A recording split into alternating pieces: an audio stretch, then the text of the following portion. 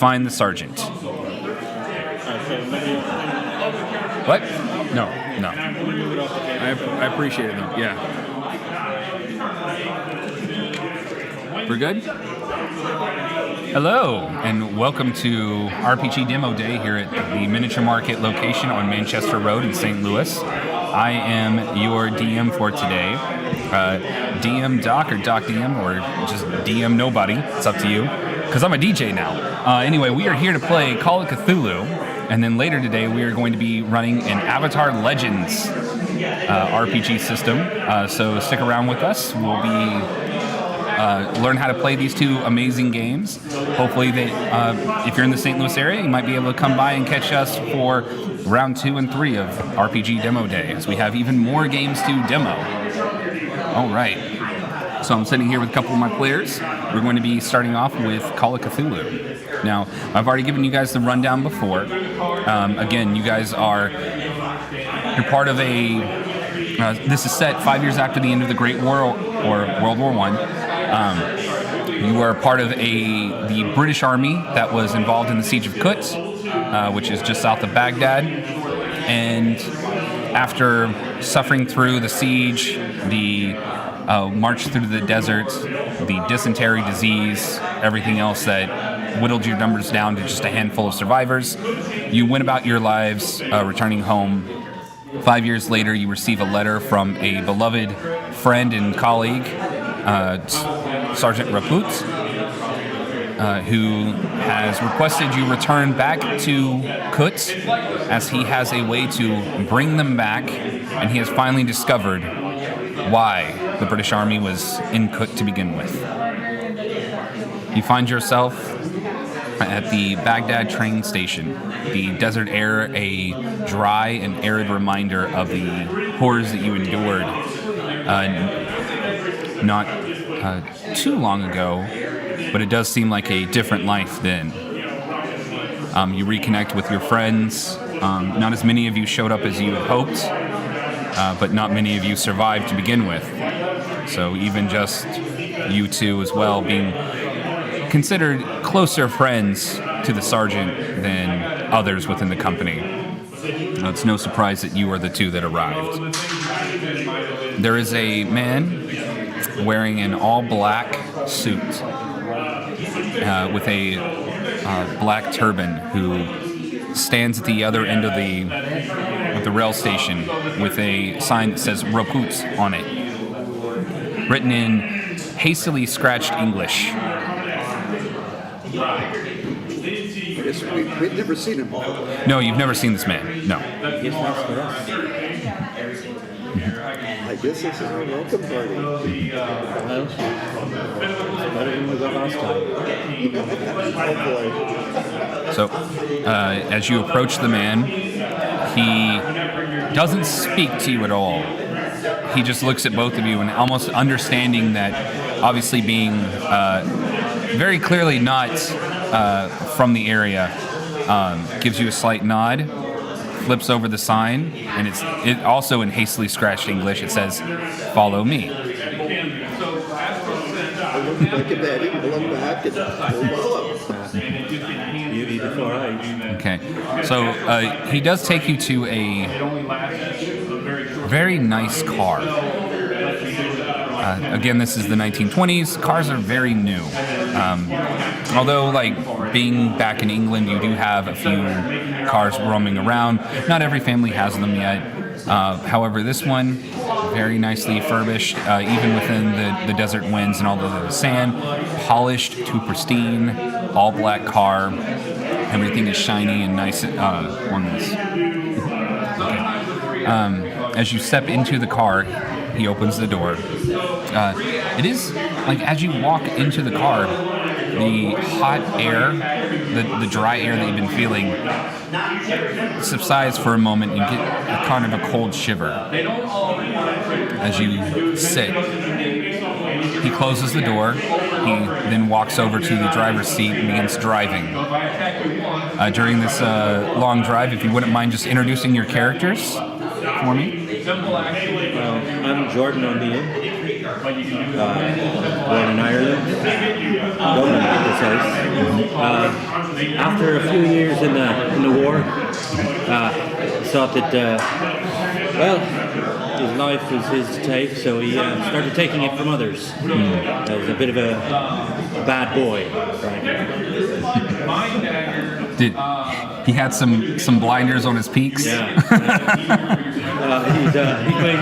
He might be in a show 100 years later, well acclaimed, but played by a much more handsome actor.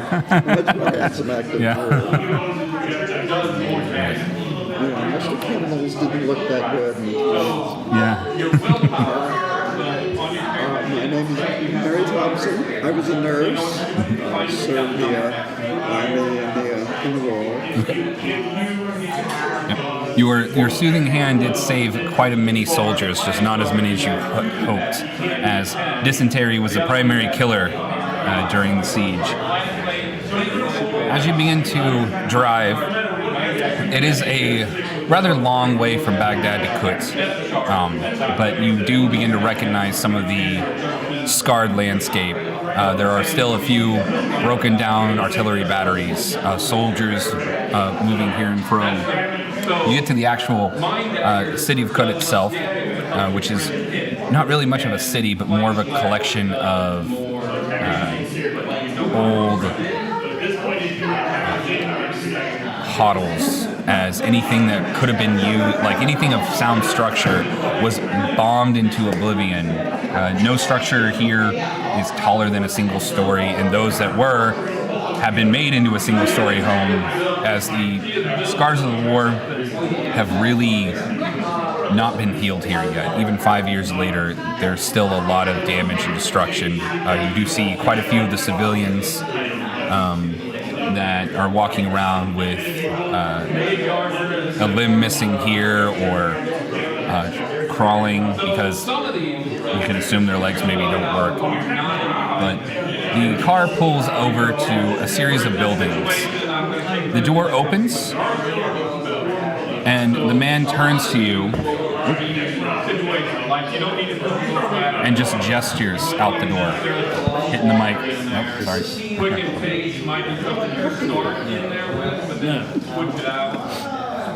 After you, though.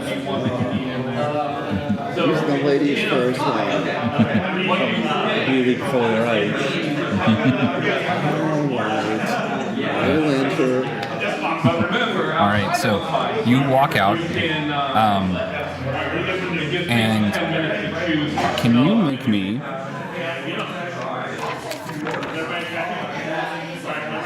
as you're like looking around, you do see. Can you make me a listening check for me? Mary, first one to step out.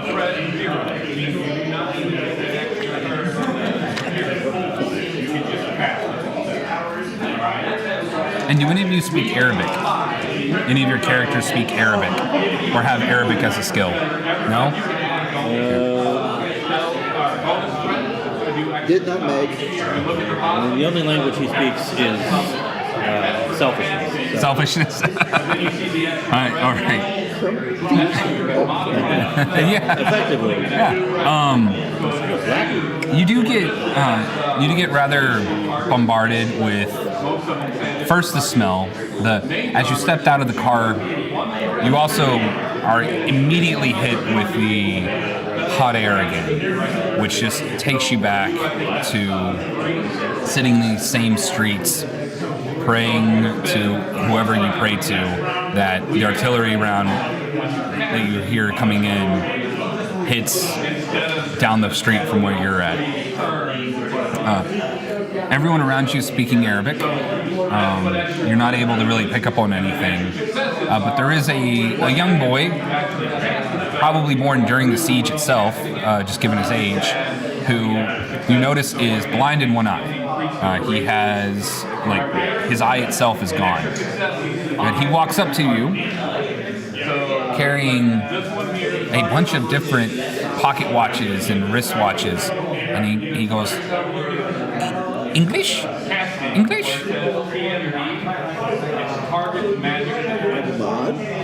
Is the man in black just walking forward? The man in black has driven off. And he's motioned to a certain building? He just motioned outward.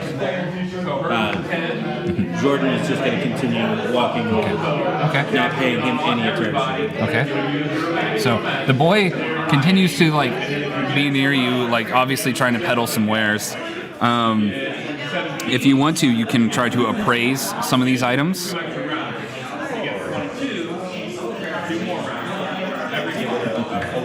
Yeah. You can also use luck when you're rolling.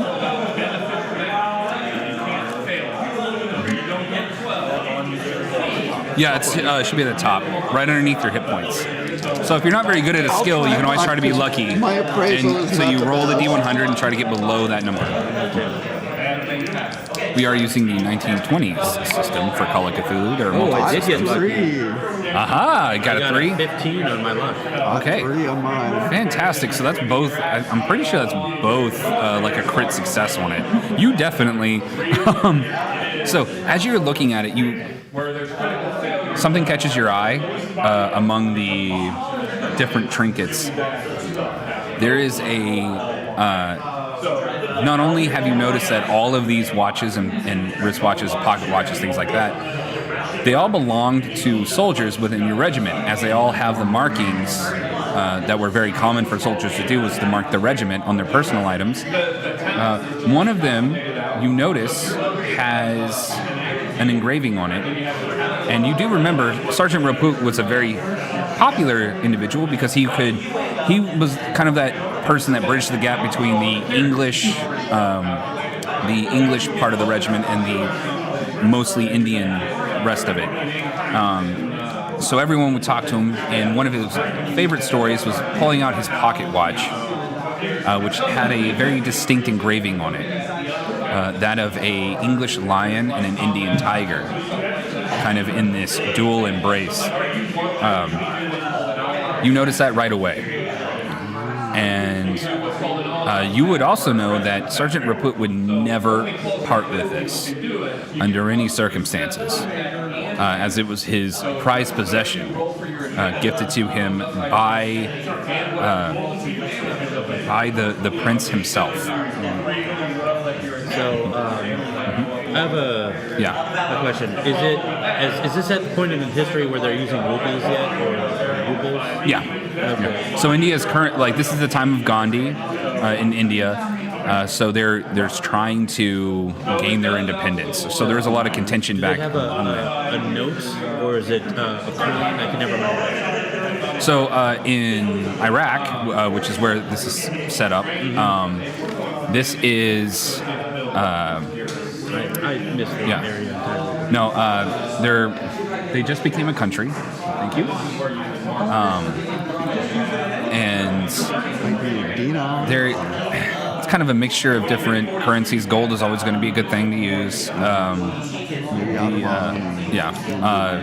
They also, with the English present here, the pound still a viable currency, especially the coins itself. You would just have like a traveler's check and stuff like that with you that can be cashed in. That's what a lot of people would use back then. Okay, so what you said? I would have just traveler's checks. Yeah, you can have traveler's checks. You would also have just the local currency as well. We're not going to get. I'm trying to have, we only got like 2 hours. We don't have a whole. Oh no, I'm just trying to see if I had, if I can have like. I want a sleight of hand to try and pay the boy like a 5. Okay. But as sleight of hand him a 1 instead. Okay. Let's see. And then also, if I can get close enough, I would like to. I would gesture for the lion and tiger one. Okay. And then try and sleight of hand one of the other ones. Okay. Away. One of them will recognize. I'm rolling to see if I notice this obviously shocking Yeah. and totally unethical procedure here. So you go ahead, make your roll, make the sleight of hand. 11. 11. You're definitely going to notice it. Oh, wait, that was a 2. Oh, I thought it was 62. No, it's 26. And what is your sleight of hand skill? 60. So you do successfully do it, but you notice it right away. Like it is, The boy himself, he's just so enamored by the currency that you gave him that he doesn't even notice that you swiped it. With my gloved hand, Yeah. I will slap the companion. Put that back. You drop it, so the boy immediately notices it. Put that back. And I'll just take the one that I did purchase and pocket that. Okay. Then slightly just put the $5 note. Okay. All right. So the actual watch is still there. Right? Yeah. 'Cause you bought. Yeah. Deliberately didn't buy the one you wanted. Yeah. But So I did notice No, it. I bought the. I tried to buy the puts. Raput's watch. So you bought Raput's watch, but you were trying to steal a different one. Yeah. Yeah. So you have Raput's watch. Yeah. So you have it. As soon as you get it though, and you try to close it, it doesn't want to close all the way. Probably spends a good minute in the hot sun just. Okay. As you're like looking at it, trying to be like, why are you not closing? You do notice that there's been something stuffed inside the pocket watch. Takes that out. You take it out. It is when you were in this when you were a soldier, you did know that the primary method of communication was still like paper notes and things like that. Especially for artillerymen, you'd usually have somebody, especially when the telegraph wires were cut and you did not have the ability to directly communicate with them, someone would have to run back with artillery coordinates. This is one of those. This has been written in that style. Like it's not written like a direct location. It was written as if somebody had marked out artillery specifications. There's two different locations. One has an X on it, and one has a line.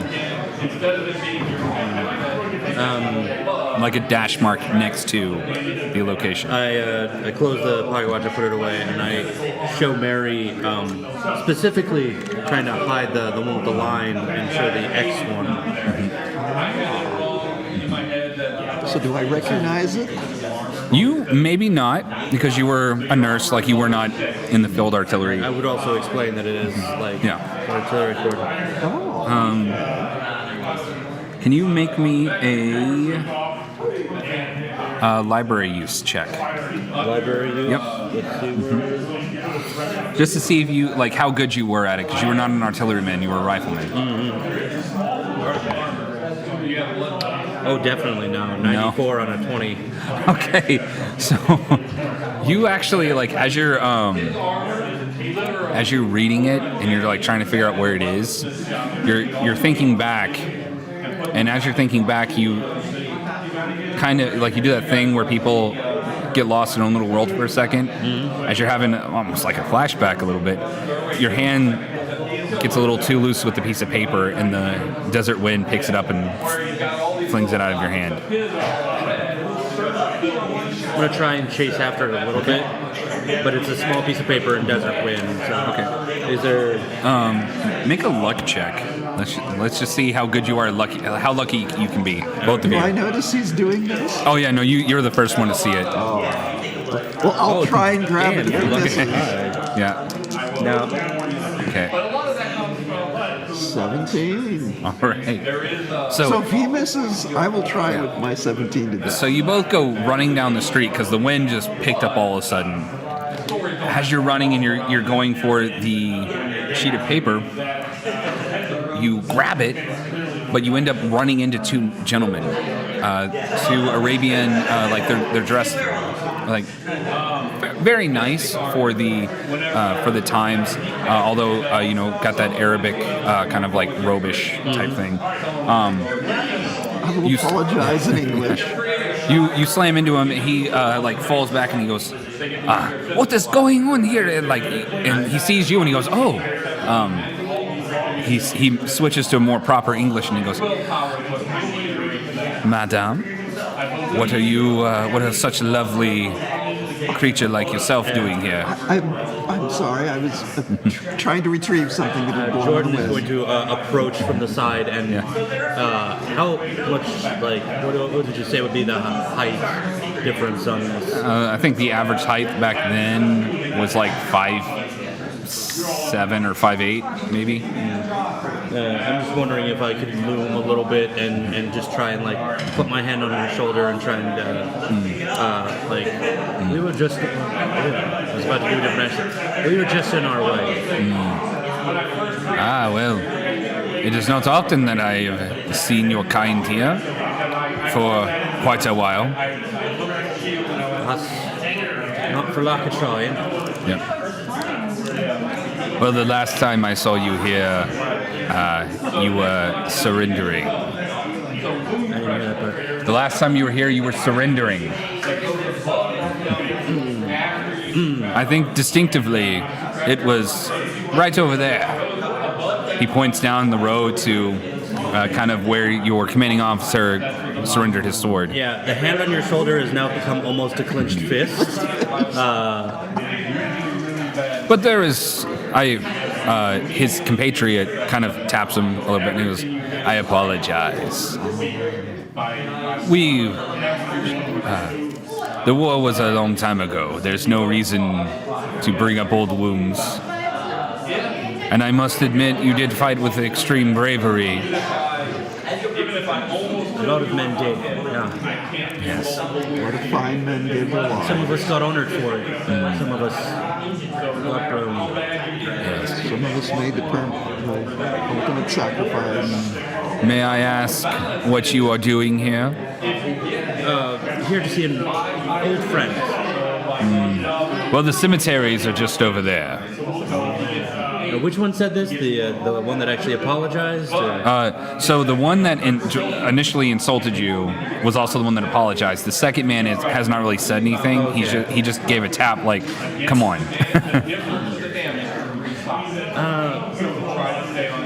I think he would take stock, but that fist would come up a little bit again, and we. Yeah, and you do get that the cemeteries being over there was not like an insult. That was literally like, oh, you travel this far to see an old friend. It must be someone who's buried. Probably wouldn't take it as an insult, but that's just still that's still a bit of a hit. Yeah, we are of similarly reasons for here. My name is Jaharin. This is my associate and student, Jorir.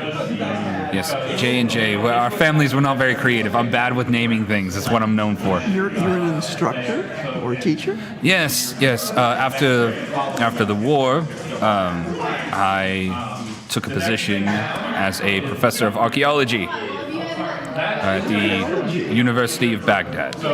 How fascinating. Yes, I actually, before the war, I'd actually studied in London.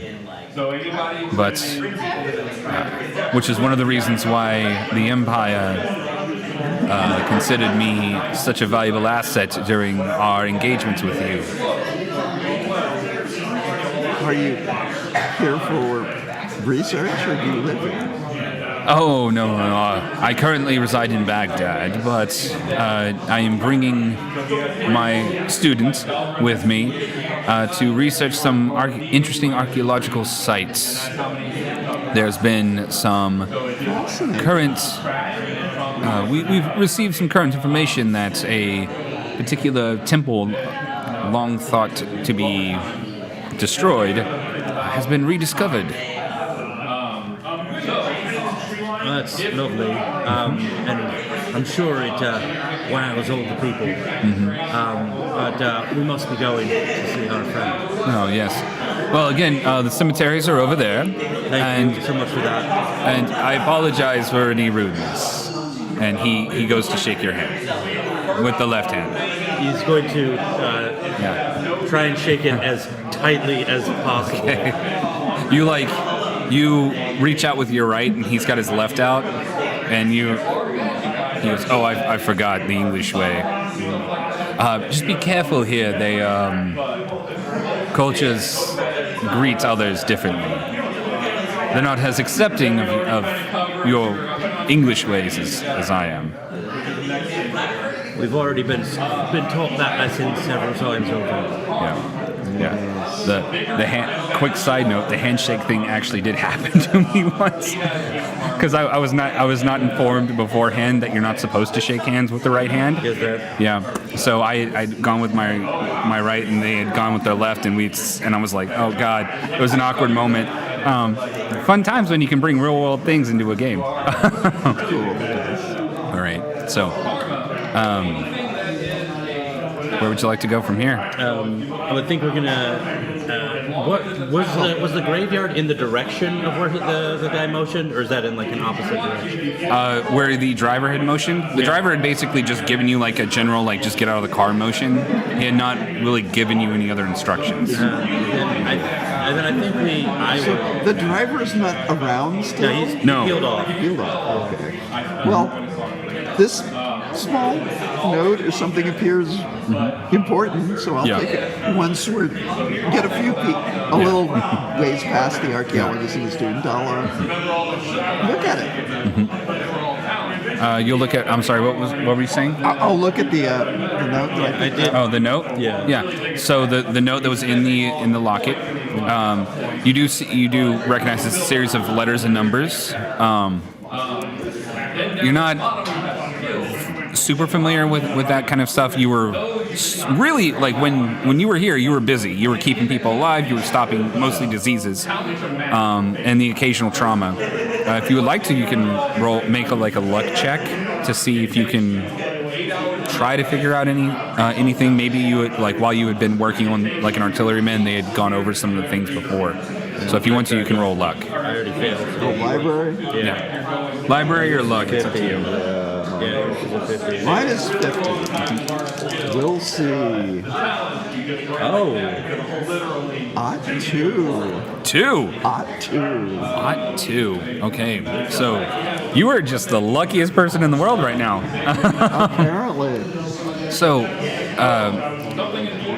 one of the things that you remember is while you were working on, like, towards the end of the siege, everyone kind of knew that the end was coming. The artillery pieces had run out, so the artillerymen who had been used to being in the back of the lines were put up to the front.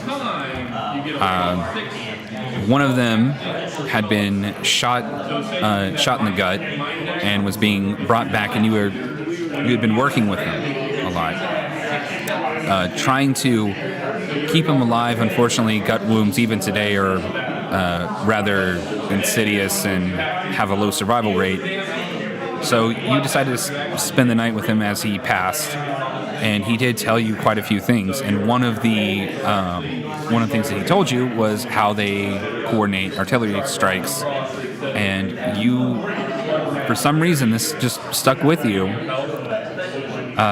You actually remember that specific coordinate.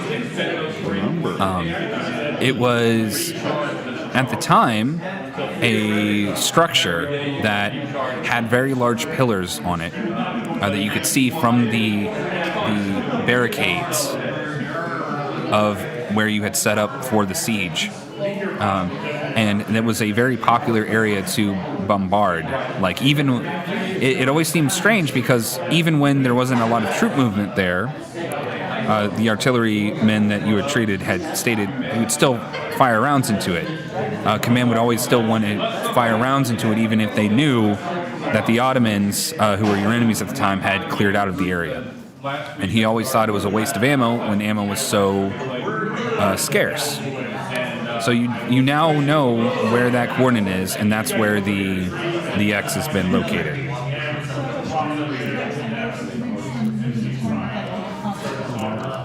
Mention what I know. Hand the note back to you. And that was the X one, not the one. That was the X one. Thank you for that. So, off to the dumping ground then, Changing of accents all the time. Does that mean It's all good. I gave the Arabian gentleman a slightly French accent, so He could have traveled well. He could have. somebody's watching this and being like, "How dare you try that?" Does that ring any I bells? don't think that this is an how's this coming back? Then I believe that this is the perfect time for us to go find that place because this was his watch, in his watch. Sounds a good place to start. Better than any other place in this. So are you going to the ruins or are you going to the cemetery? I believe we're going to go to the ruins. Okay. So it is a ways outside of the city.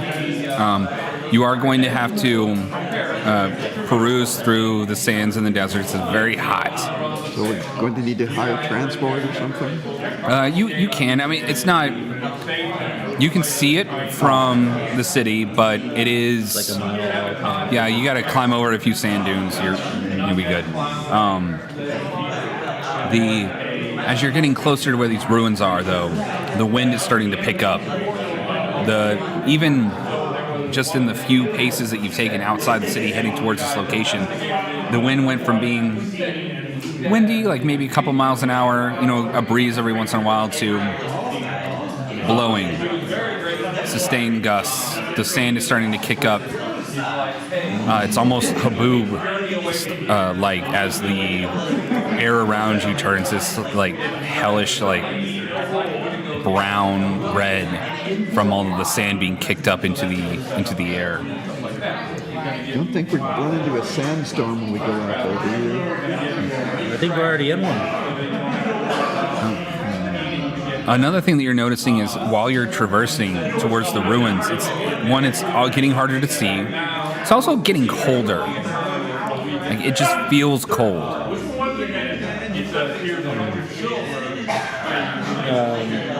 Then I'm gonna try and pick up the pace a little bit Okay.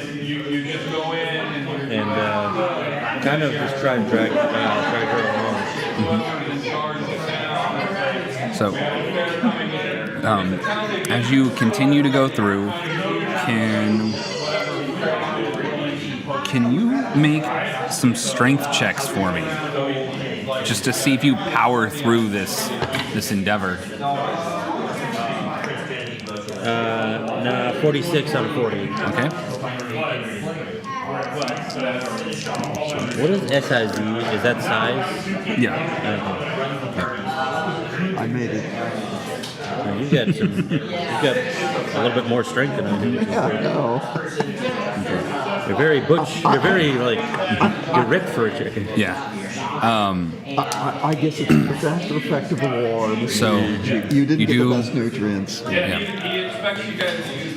You do find it difficult to get through the sandstorm, but you do power through. As you get closer to where the ruins are, where you think that they are, you find that as you get into the area and you can see the actual some kind of structure in the distance, you be powering through it, struggling, it's getting harder to breathe. You finally get within 30 paces of it, and then all of a sudden the wind stops. The dust is no longer in the air. You find yourself looking at a collection of much older looking buildings, and in various states of ruin. The obvious evidence of an archaeological dig site surrounds this area, so most of these have been dug through. And there's also 2 large pillars of this dilapidated temple that you can see somebody has been painstakingly digging out, and it leads deep into the area. But as you walk further in, you do hear a voice, kind of a gruffer voice with a slight English accent, just goes, "Hey, what are you doing here?" I can ask you the same thing. A burly-looking man, wearing, obviously like he's been working, t-shirt, sweated all the way through, like suspenders, shovel in one hand, pickaxe in the other, walks around one of the pillars and just goes, "I'm working. This site's closed to civilians." A good thing we're not civilians. And he stands up taller. And I don't know his rank or regiment, but yeah, I think he would try and say something along those lines, like 4th Battalion or whatever. And we're here to see you put. Yeah. He, the man just, as you say your regiment and stuff, he goes, "Were you in the Somme? Were you in France?" No, we were here during the siege. Right. Let me come back when you fought a real war. How far away is this guy? It's about 30 feet. 30 feet? He's had enough of it this day. Yeah. He's gonna take like the necessary steps and go for a sock on the jaw. Okay. So, if you wouldn't mind placing your characters there. Normally, I'd be disinclined to this thing, but since my service has been disrespected, I'm going to not say anything. It's more than just the service. Every one of those guys that was in there. Yeah. So, this is the gentleman that was having crap. And he's got 2 other men.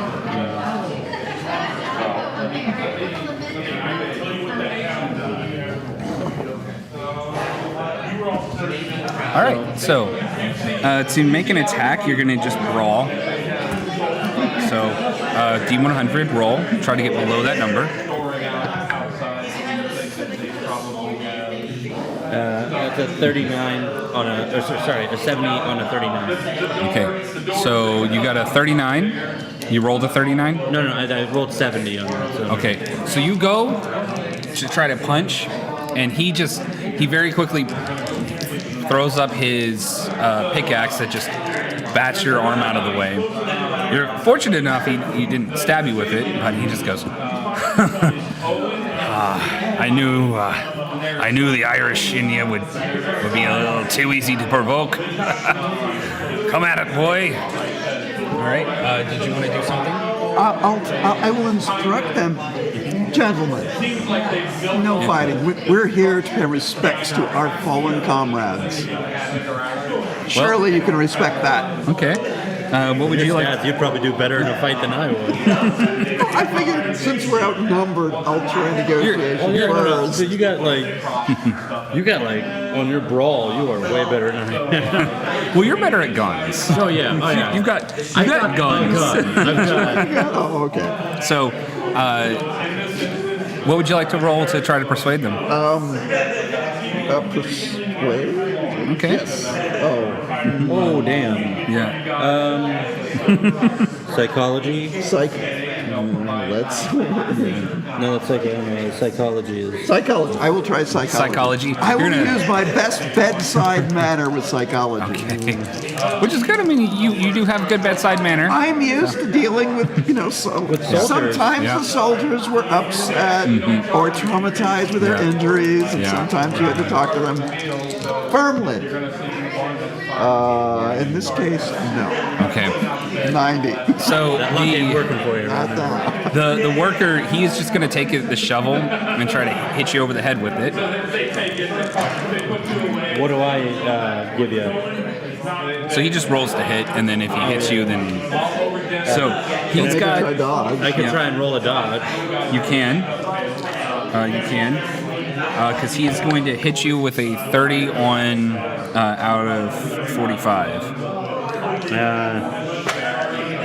I was so close, 24 to 22. Okay. All right. So he's going to hit you with the shovel. He gets a D4 with a damage bonus, which is another D4, for 6 total. All right, I'm at. Good thing you have a nurse with you. Yeah. Is that when that's halved? What is that at? Halved? Yeah, I have 12 hit points, and that brings me down to 6. That's half. I believe that is a major injury. Major So wound. you get bonked on the head. Your vision goes blurry as you begin to bleed slightly from the side, and you kind of like stumble around. Can you make me a Constitution check? I just want to see if you stay conscious for a while. For me, I do not. you don't. Yeah, you just like you see him get bonked on the side of the head. You like go all wobbly, and then you fall over. Very Indiana Jones moment here. There you go, Mr. Jones. This is what is wrong. I will attempt to tend to my poor companion's wound. All right. Try to recover some injury. Yeah. Go ahead and make your medicine check or first aid. Yeah, first aid. Yes, I have both, but medicine I think is higher. Well, they're both around 70, 71. Yeah.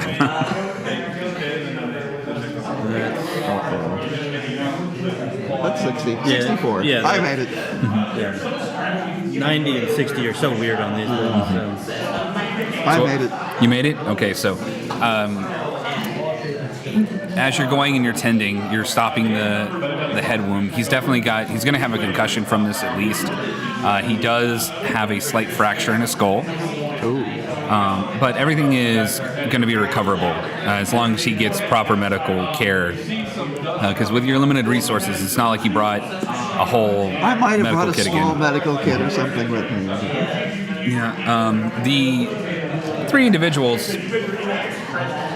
the man who actually knocked him out, just looks at him and goes, "Ma'am, get your friend here and head back to town and tell him he needs to watch his mouth. This site is closed." I will drop the Jaredon. The new image. Does that seem to affect them in any way? Say that again?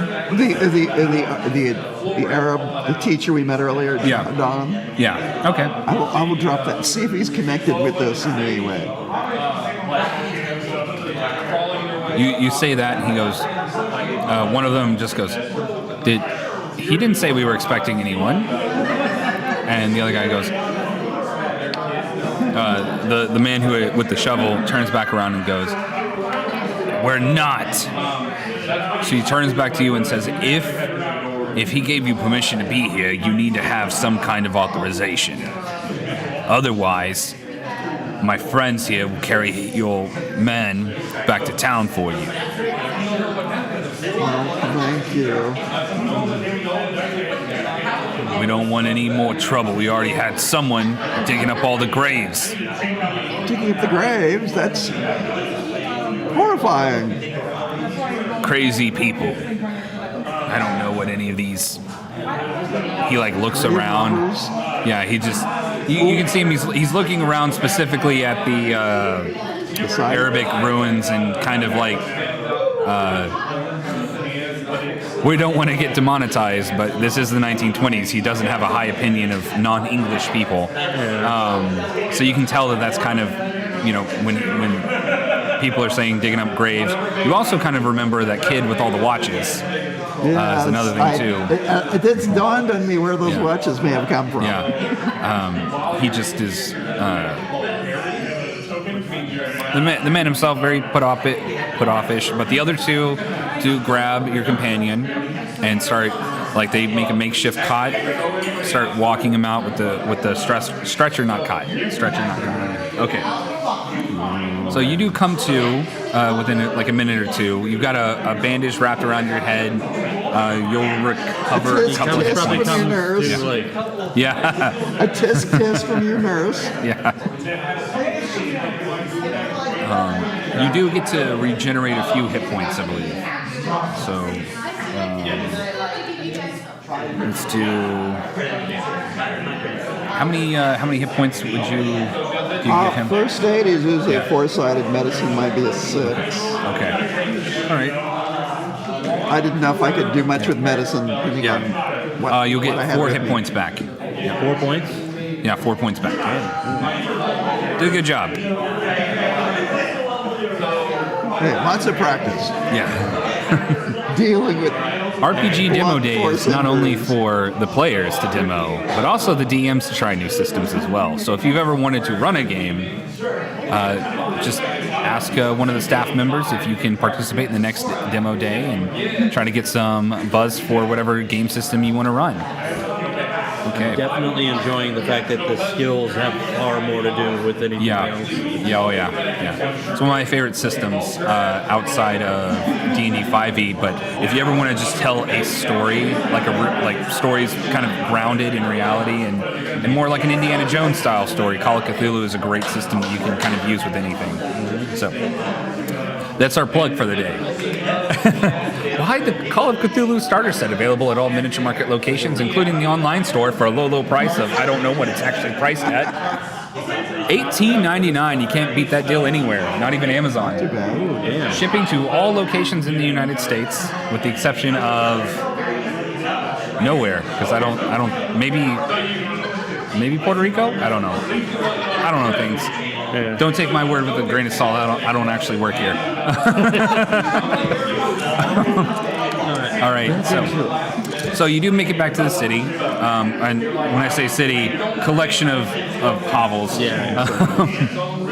And you are just kind of dropped off. There is if you could call him a doctor, there is a doctor in town where you could get some extra medicine from. Yeah, we need to see you attend to the doctor real quick. Yeah, I was knocked unconscious, but I know that Jordan will 100% be like, I'm fine. Yeah. I'm fine. There's also a bar, or he's like going to a that saloon, more like it. First the doctor, then you can get your liquid medicine.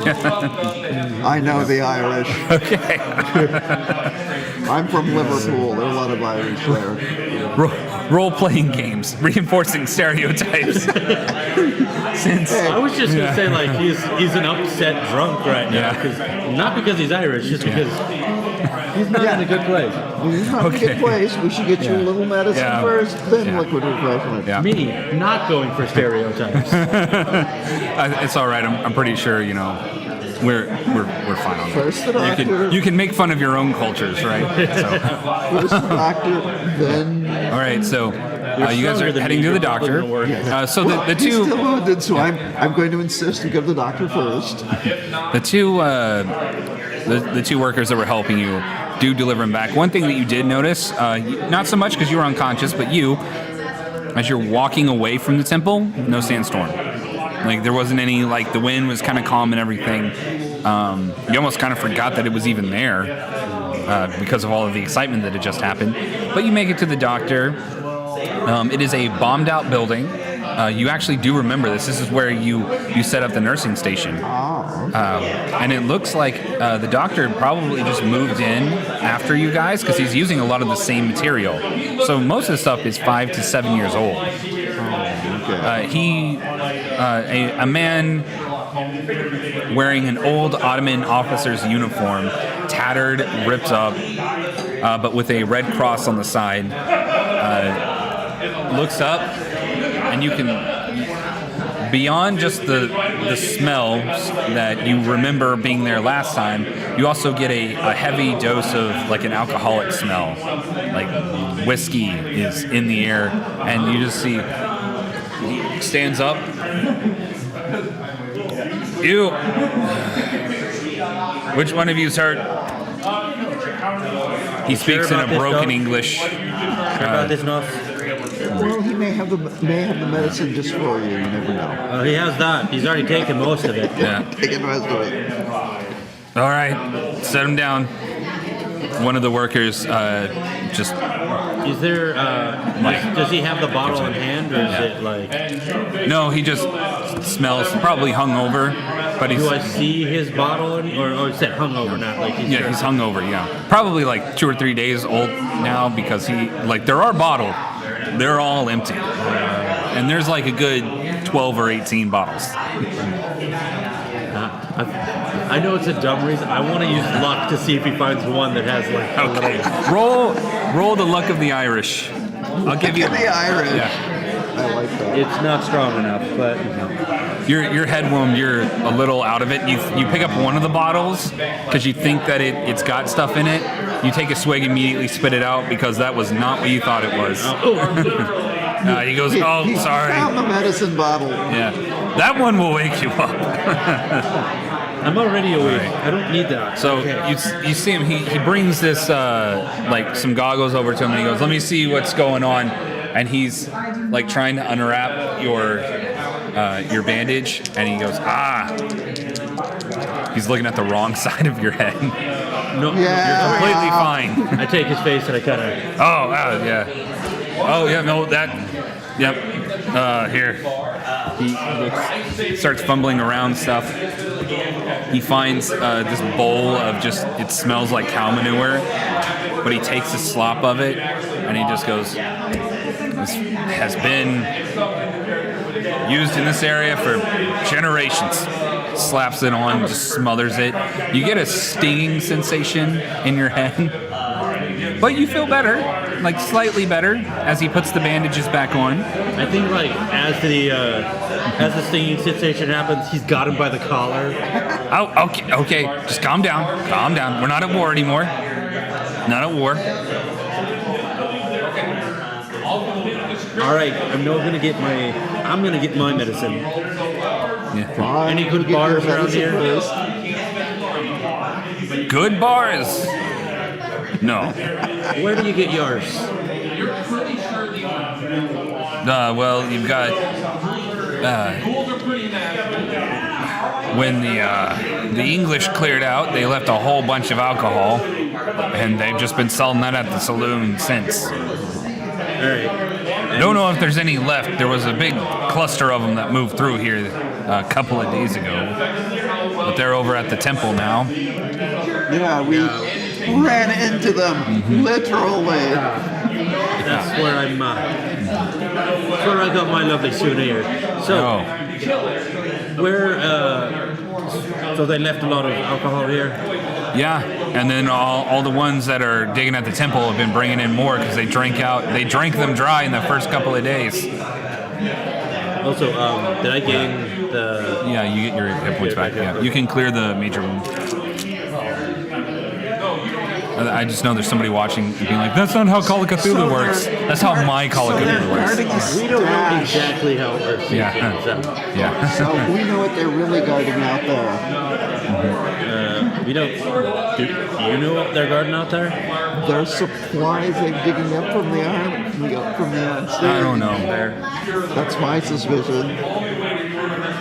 He Some- didn't get as much information as you did, so he's just like, they're a bunch of assholes out there. From what I know, it's it's now. Caught you out. a couple of the workers came in here the other day to patch them up. They pay me in whiskey. I see. That was an appropriate trade for you. I believe they Yes. overpaid you, sir. And Oh, I'm a great doctor. I as he- glance around, see if there's Yeah. any like certificates or Nope. anything like that. There is a single picture of a stretcher bearer that is not wearing any Ottoman officer uniform, but you can see him like he's moving an Ottoman officer wearing a very similar uniform to the one that the stretcher bearer, like the guy who's actually the stretcher bearer is currently wearing. And he goes, I'm a good doctor. I don't know if I would have a lighter. It doesn't say if I would, but Yeah. you would probably try to put it up next to the breath just coming out of it. It smells. It smells pretty bad. Can you make me a Constitution roll? Just trying to get near this guy. I am just not rolling well. You have the reverse luck of the Irish today. Yeah. Playing the Irishman, no luck. I'm like There are at no- 49 minus 40, so it's just. I'm gonna try. For, Not There are no leprechauns. I don't know. See if that actually. okay. Well, no, you just you just get repulsed a little bit. Maybe it's the concussion, maybe it's the bad breath that this guy has, but you throw up a little bit. Yeah, if you're interested about those ruins, you could always just go to the tavern. to the saloon because they always got workers there, and there's not much to do here. Anybody who was good at anything cleared out during the war. When they were injured the other day, was there just a fight or just a fall of rock? Well, no, I've got 2 of them died. 2 of them died? Yeah, they're in the back over there. We're shipping them out later. That's why it smells so bad here. What did they die that's the of? reason. I have no idea. Would you care if I looked at it? You got any whiskey? Because I'm not gonna lie, I ran out of whiskey 2 days ago, and I'm still riding the hangover. We have enough for whiskey, and I have a $10 note. Yeah, have at it. I'm gone. He just walks out the door. At the door. Yeah. I will go back and... I hate this country. The thieves are even better than you. His hand was so quick. I have sleight of hand. You should. Hey, if you want to try to sleight of hand it out of him, you can. I'll give you that much. You can do the tour again. Oh, that actually did go well. Wait, what? I was certain my sleight of hand was better. Oh, yeah, it is. Yeah. I'm looking at something else. Yeah, it's a 31 on a 60. Okay, so you grab it as he grabs it from you, puts it in his back pocket, and then you see him as he's going out the door. You just grab it back, put it back in. So, but he's very happily walking over to the saloon with no money now. I will deliberately not say anything about that at all, because at this point it's probably deserved. Okay. So, This guy's clearly not a doctor. yeah, Clearly not a doctor. as you are going over to the bodies to observe them, you can roll. You can either roll medicine, first aid, investigation. I will leave that up to you. Medicine's probably my highest. So I'll start with that. Okay. So apparently, the only way I can roll well is if I trick people into losing money. Yeah. 72. 72. That would...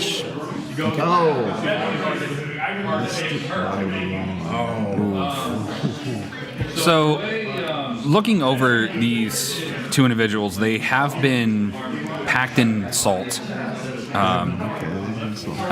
to try to preserve them in some way. It looks like they had been attempted to embalm, somebody had attempted to embalm them.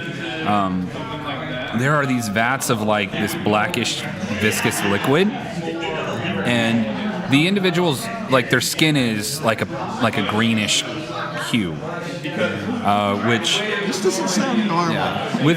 with the time frame of when they were supposedly killed, that shouldn't happen. You can't really recall any condition that would change the skin tone that way.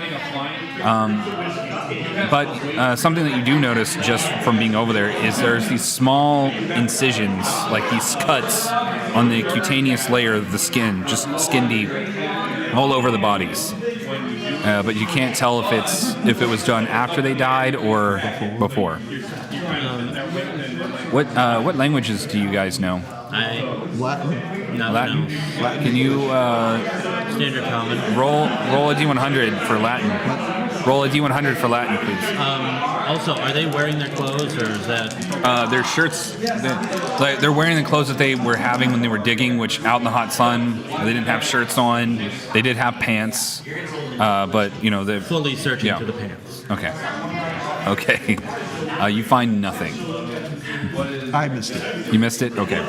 Yeah, so you've got these 2 bodies that are green with markings all over them. You do know that there is Is there any if they're going to be shipping them out, is there any names or any information like that? there is a single piece of paper that is stuck next to the box where their bodies are packed in salt. One just says M. Tom, or Tom, Tom, and then the other one is M. Brian.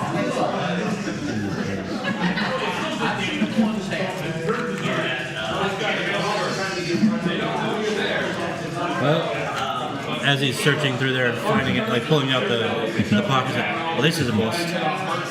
Yeah. Yes. Not even a cent on them. Yeah. Very unusual condition. I'm not sure exactly what they died of. You do, although even though your Latin skill wasn't that great, you do recognize a few of the symbols are Latin lettering. But the symbols are in, look, it's in Latin. I haven't quite deciphered it yet. In case I get another chance, I will copy it down in my notebook. Yeah, absolutely. You can just copy those down. You only copy down like a few symbols here or there. In case I get another chance to decipher it in the future. I suspect we should go to a about bar than that man was going to. Yeah, there might be a little brouhaha when someone tries to save the man about bar time. Yeah. It's not my business to know his business. And, I think we should go and pay attention. Book a room or something. Perhaps. Yeah. But let's go see some friends first. And we won't go to the graveyard. I will go to the graveyard. Okay. So you're going to the graveyard. This is where originally you buried the ones who fell. Now, unfortunately, for historical accuracy's sake, the majority of the people who were buried on site were of part of the Indian troops. If you were part of the English attaché to it, or the English command structure, they would typically ship your body downriver so you could be sent home. Although, like, as the siege continued and things got worse and worse, they were just burying everybody there. Unmarked graves. They did. The English did try their best to make sure your name was at least there. Although, if you were of English, like if you were an Englishman who died, you definitely got the better headstones.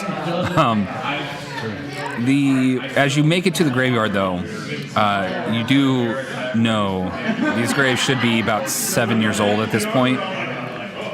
There's not a one of them that doesn't look like it hasn't been freshly turned. Like the ground wasn't freshly dug.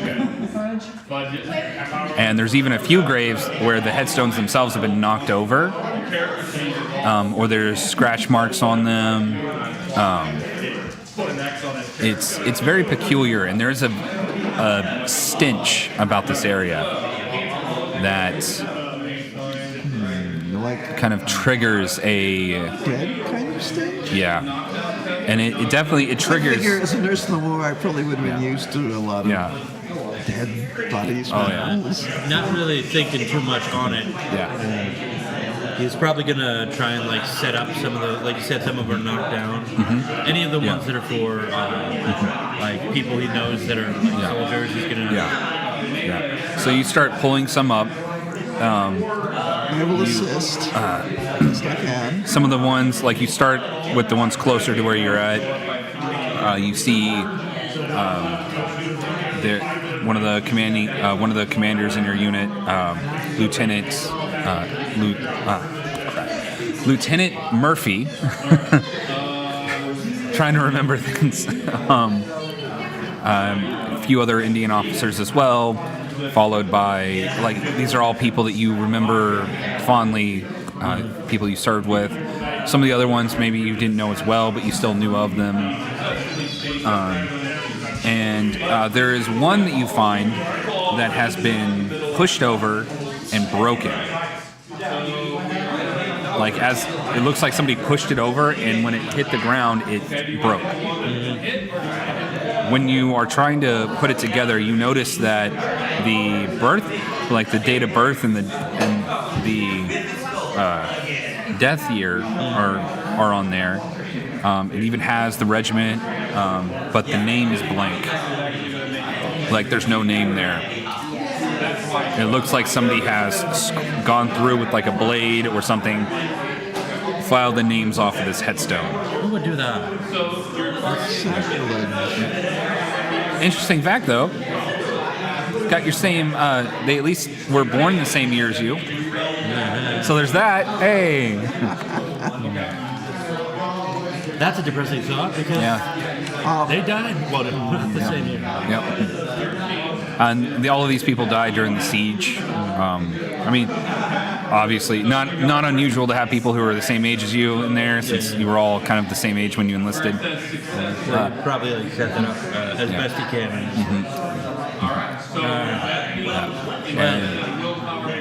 This is it's not quite right. This is not. I'll take a piece of paper, see if I get a grubbing, or maybe get a better highlight of what the carved out name is. A bit of paper. You try to do this on one. While you're doing that, you do notice that there's another one that has also been knocked over, and it looks like somebody actively tried to hit it with a hammer or something. Same situation. This one, however, you can recognize because those who were part of the nursing corps, the medical corps, had different headstones. Like they were given different things because the medical corps buried their own. So this was one of the many medical staff who also died during the siege and afterwards. So someone that you probably would have known as well. But same thing. Somebody's filed through the name. Again, kind of similar stories, similar age to you. Not literally everybody's about the same age. They're all early 20s, late teens. Occasionally, the officers. But even the officers, I think the average age for the British officer was 26. So. But yeah, these two headstones specifically have been broken. They're the only, others have been knocked over. These two have been smashed, and their graves, where they were actually buried, although it does look like somebody has thrown some dirt on, back in, there's piles of dirt around there, and it's a little bit further down. It's not like somebody dug up the grave and then removed it. It's they dug up and then they pushed dirt back in for some reason, but maybe they didn't push all the dirt back in. So obvious signs of being disturbed. Yeah. It looks like grave robbers. Can one of you let's do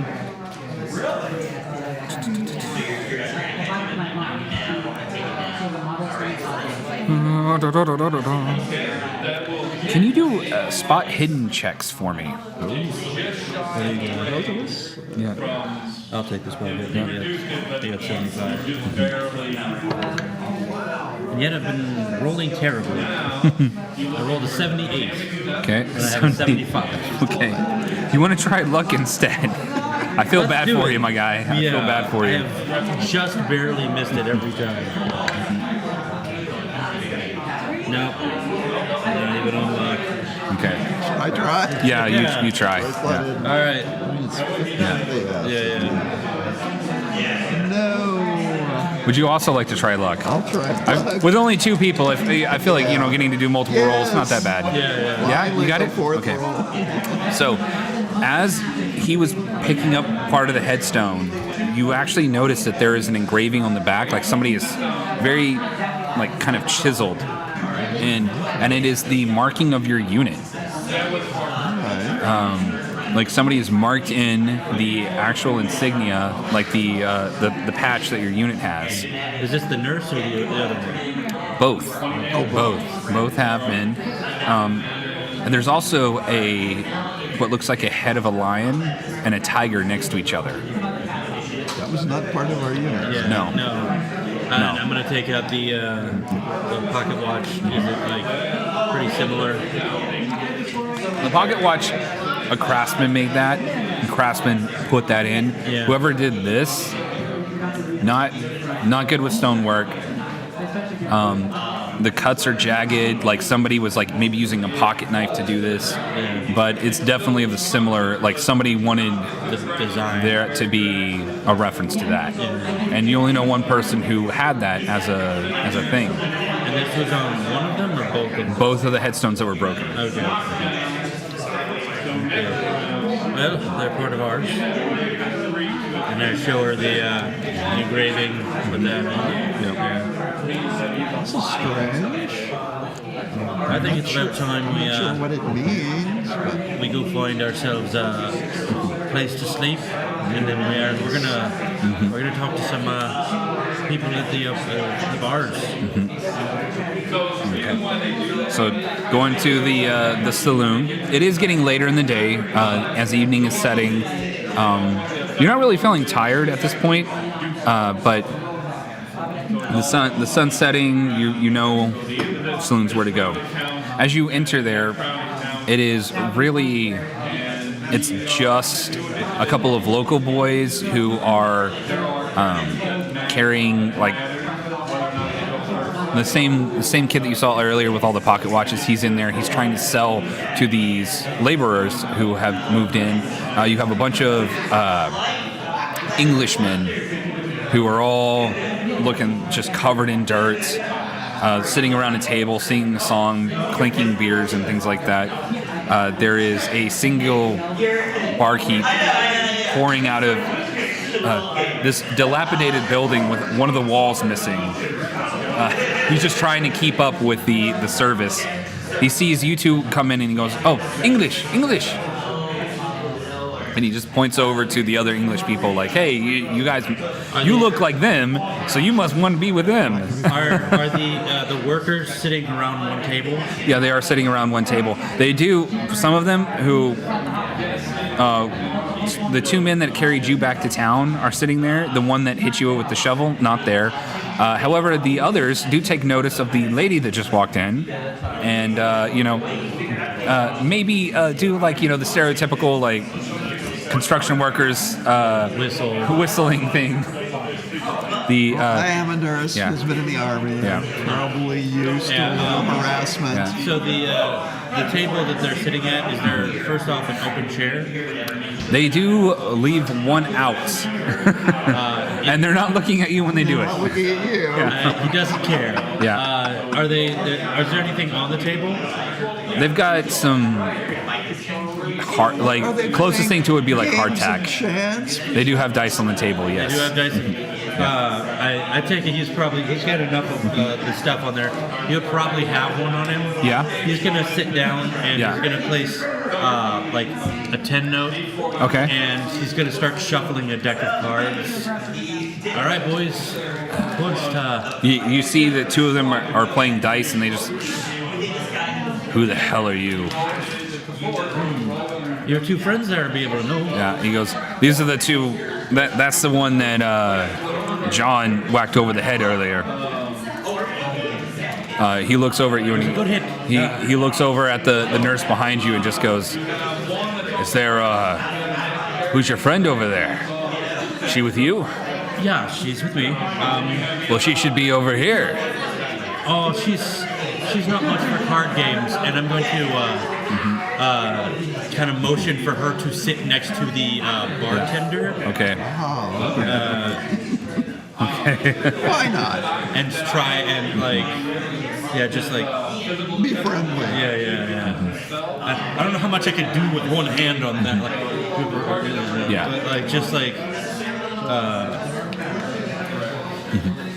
Just motion that and be like, yeah, she's not much for games of chance. But me, on the other hand, I like myself a bit of gamble. As you can see, and he's so who wants to join in the fun? Two of them just go, well, it would be a nice change of pace, and he did get a hit on the head, so he's probably not going to be very good. We only play, they set, all of them place gold coins, like ancient looking coins on the table.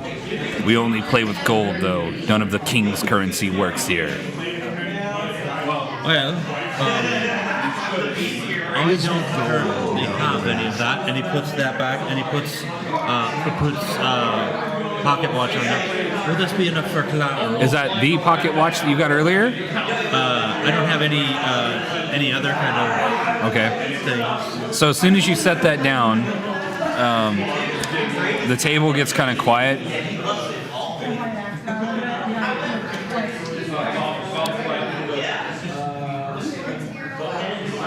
one of them like looks over.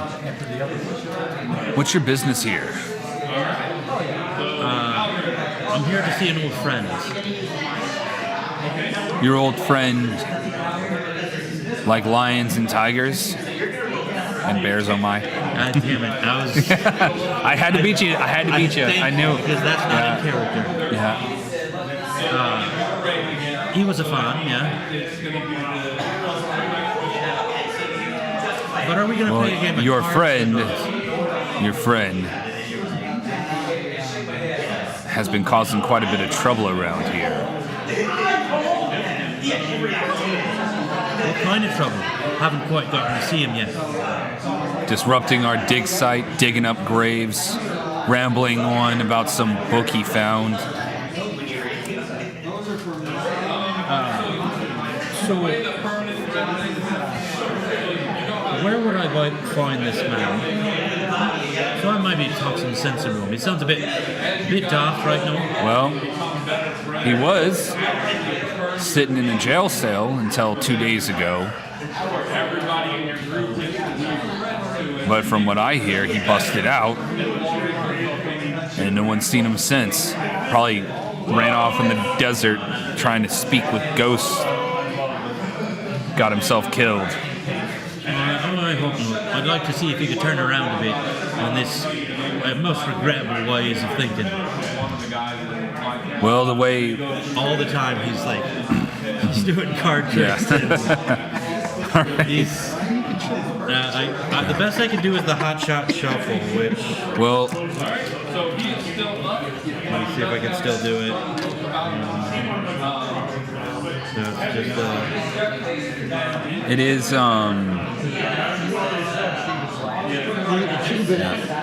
The 2-bit joint. It probably works. Yeah. Oh, yeah. Best I can do is a hot shot shuffle.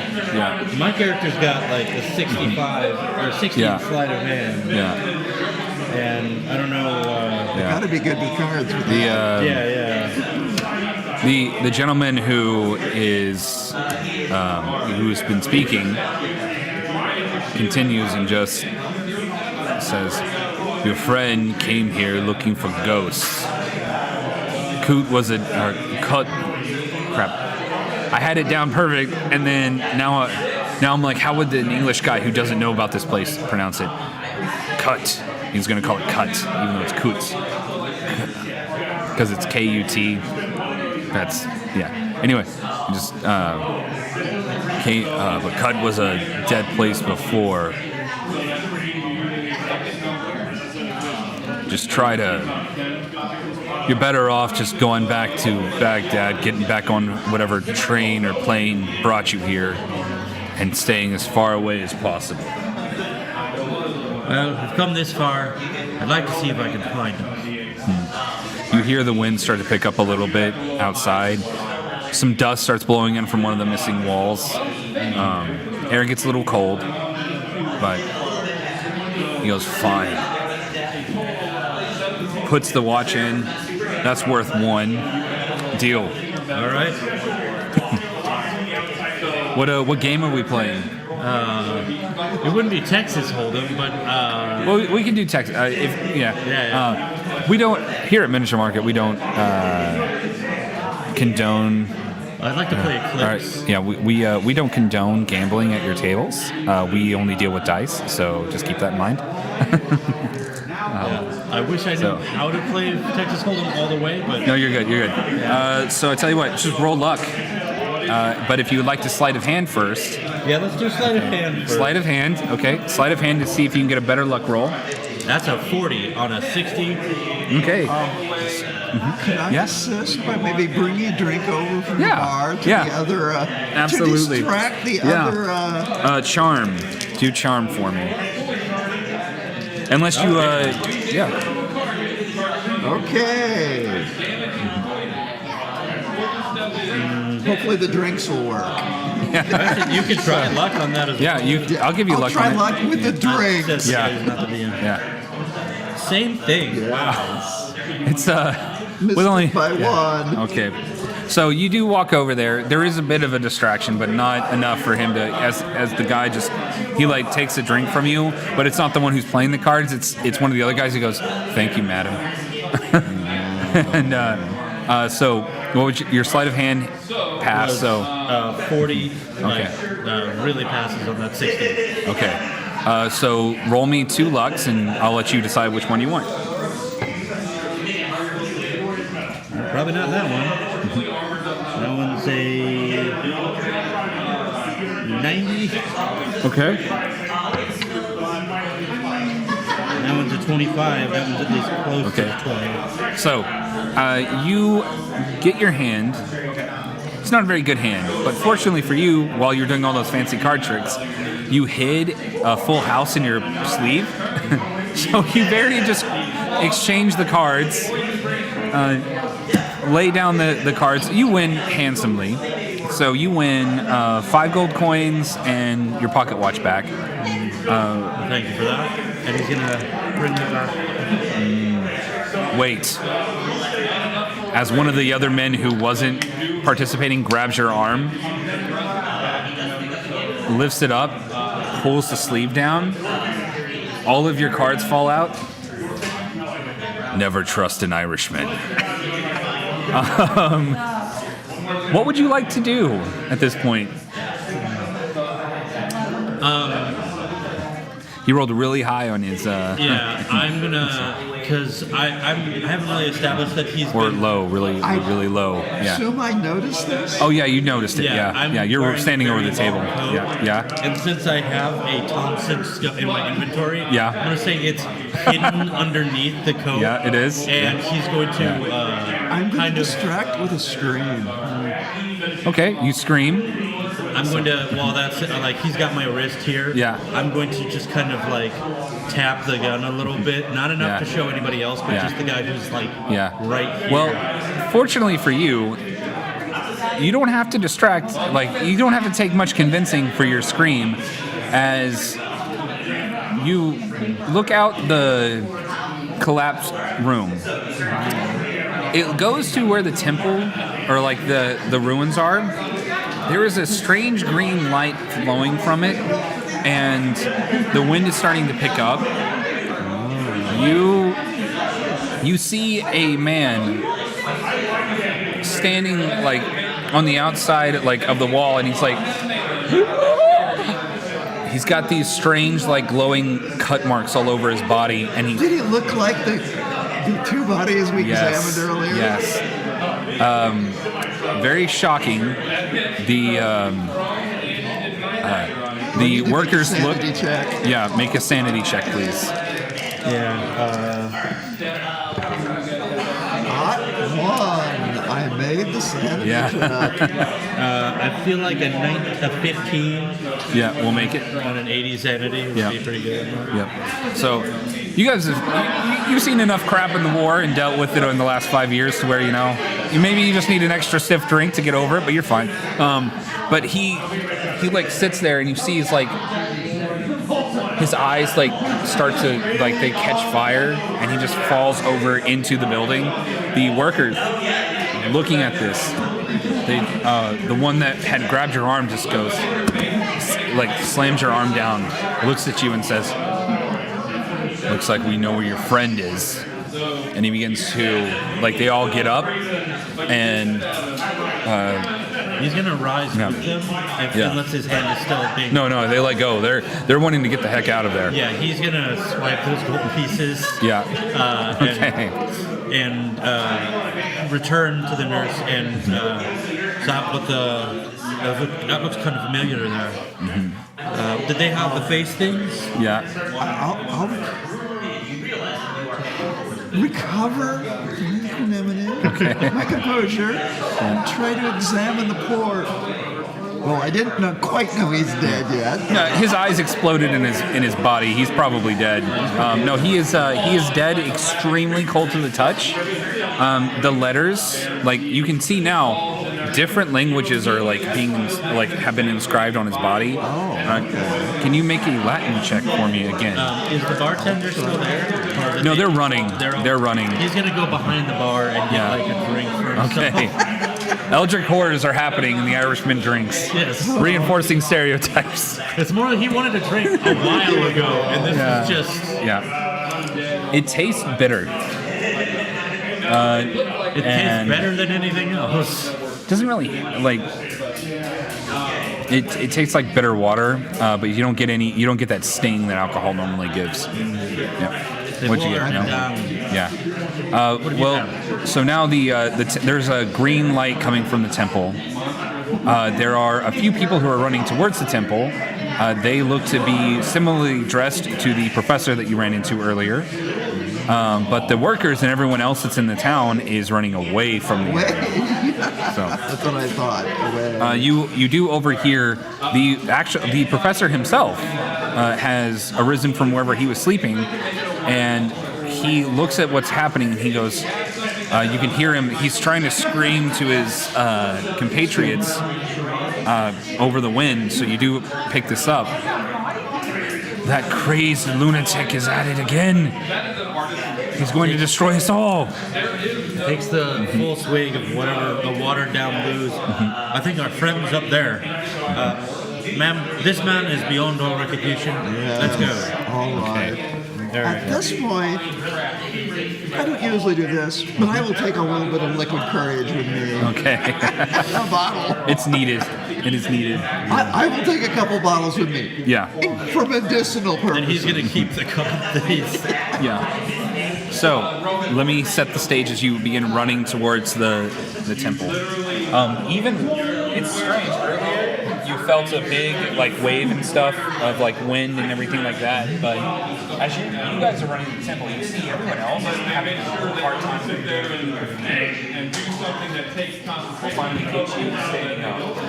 Yeah, I've been unconscious for so long. All right. You two are running. Sleeping on the job. Sorry. This guy. So much peak. All right. So, as you make it to the temple, you enter through the main pillars. This temple goes down deep into the ground. You see an individual. He is standing over a pedestal, and there's a book. You see this man.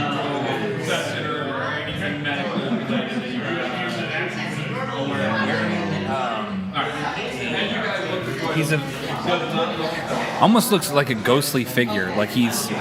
You recognize Sergeant Raput right away, just from his demeanor. He was a rather tall individual, big beard, but he's got this kind of ghastly smoke kind of coming off of him and everything.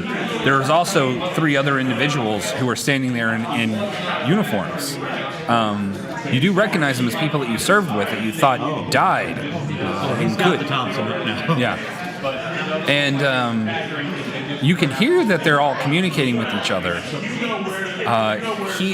Sergeant Raput is standing over a book that is open. Pages are flipping back and forth, and he's speaking in some language, could be Hindi or some even older language than that. These 3 individuals they've got this ghostly hue to them. You can semi-translucent, and they seem to be. Is it working? Is it working? Are we contacting them? One of them goes, I can feel someone in the room. He's as approaching. He's like I said, got the Thompson up. Okay. And he's gonna be Sergeant. One of the figures turns. What? I can hear someone. Hello?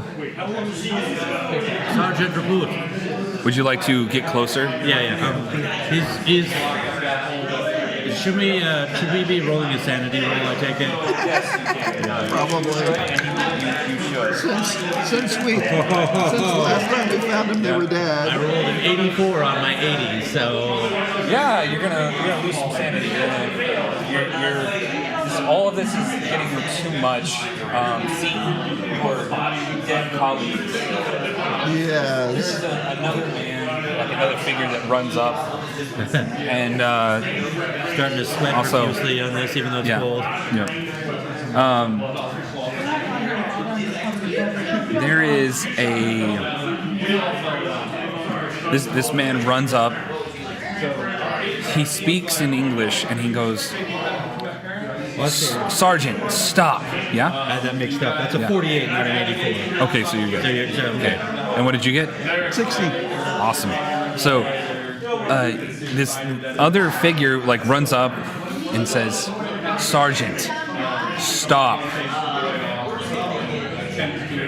You're going to destroy the village. It's not going to work. And I think that's... Yeah. Sergeant, report. The sergeant, you can see him. He's sitting over the book. He's chanting, and he's in between his chants of like this weird language. He is going. He's like, thank you for coming.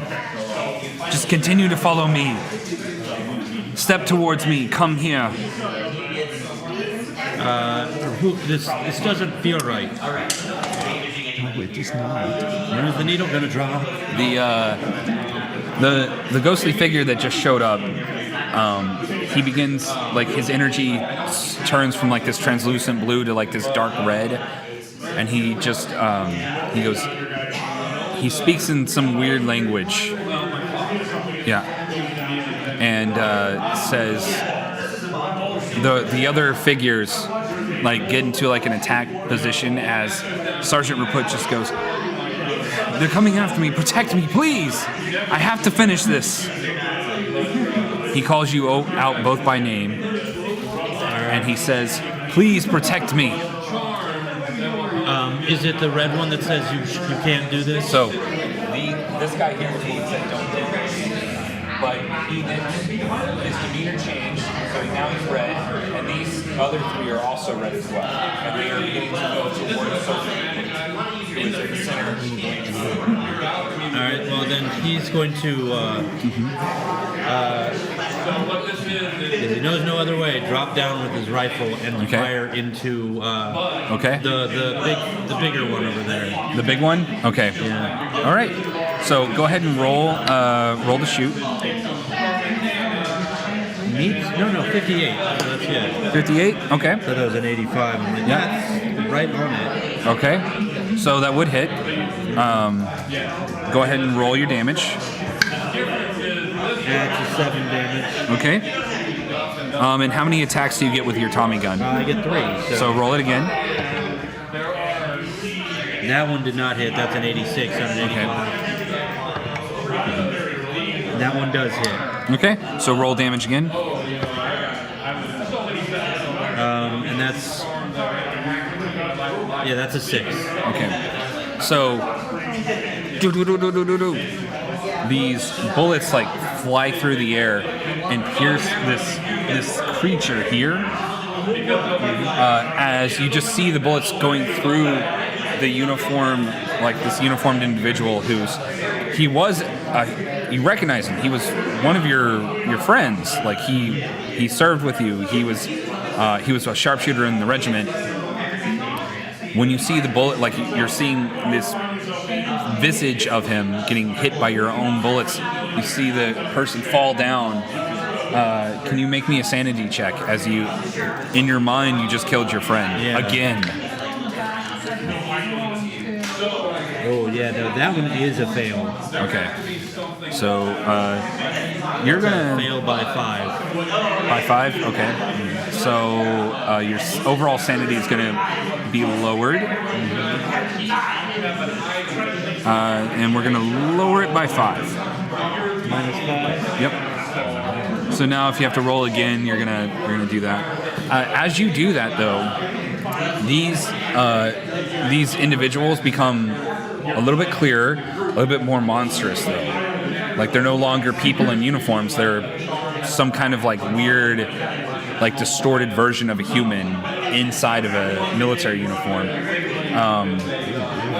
And they all of them stop as soon as they saw the one drop, and they like you can hear this one. He's like saying something he's trying to say something, but it's shifting from this weird language to a few words in English, and he goes, "Stop, change, broken," and like weird, like almost like a Latin language, but not really Latin.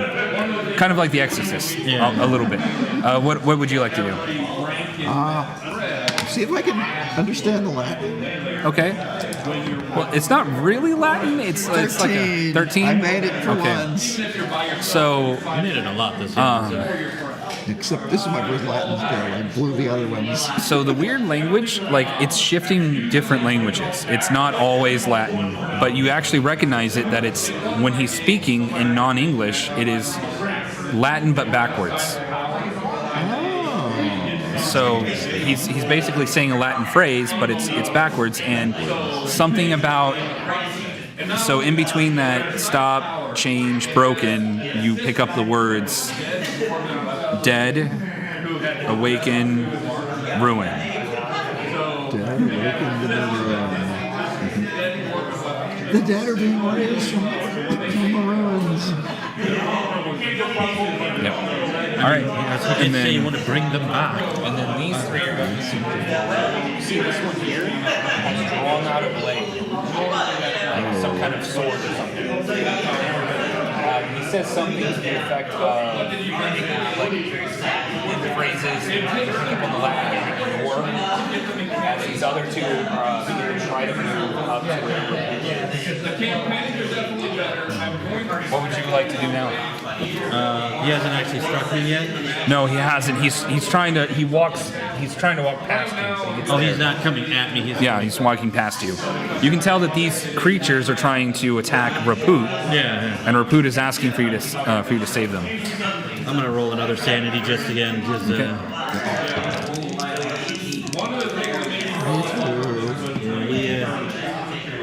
He kept it together.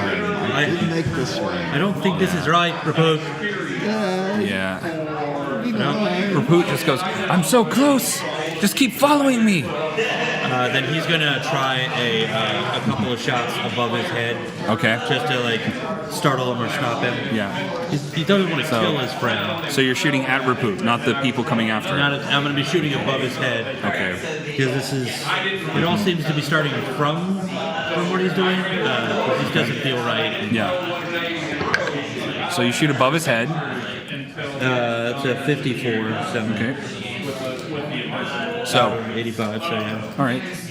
So you shoot up. Can you make me a damage roll? Damage roll? Yeah, as there is a ceiling to this area here. Really? I'm gonna see luck. 4 there, but yeah. Wow, that is a really good luck. That's a 4. Okay. 4 damage? Yeah. Okay. Well, I just rolled luck to see how lucky this was just on a baseline. And I got a 001, which is about as critical of a success as you can get. So as you shoot, your bullets hit the stone structure, and you see a piece like a rock falls and donks Sergeant Raput on the head. He falls back like kind of disoriented as the other 3 individuals run over to Raput.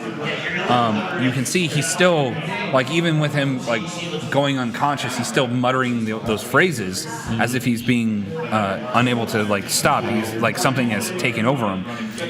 The one with the blade just goes, he's gone, he can't. Like, things are starting to clear up now. Like, these monstrous creatures don't look monstrous anymore. They look more like their own people.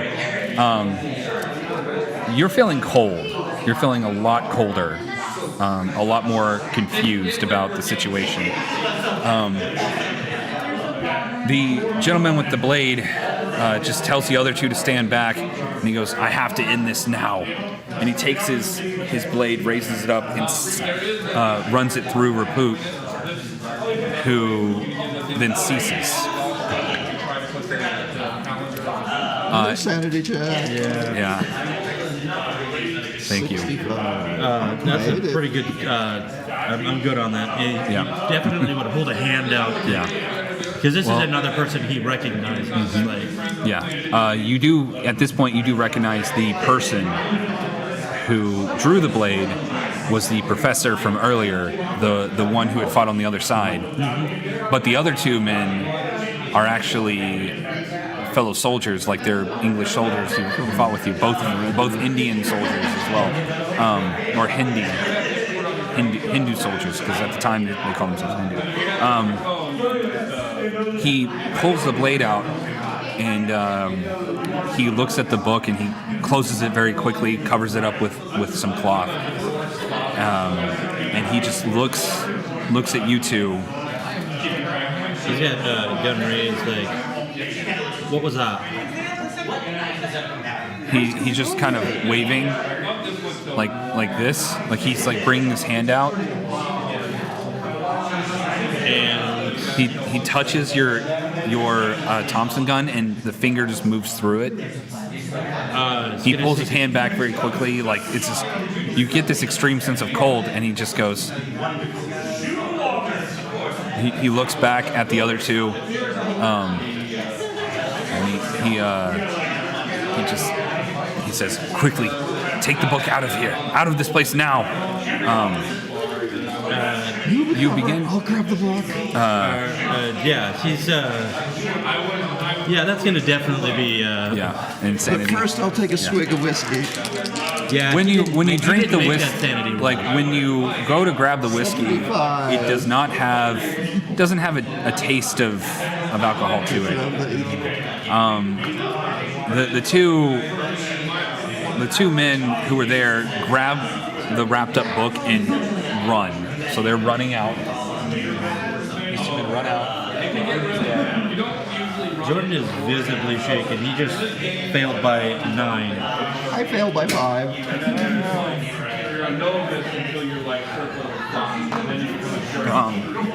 The professor then looks at you both as the world around you becomes hazy.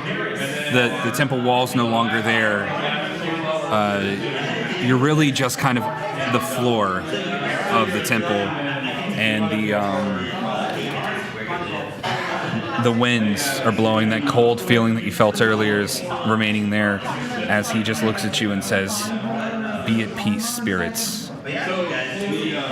You then remember back during the siege of the Quds, during the last day before your commander decided to surrender.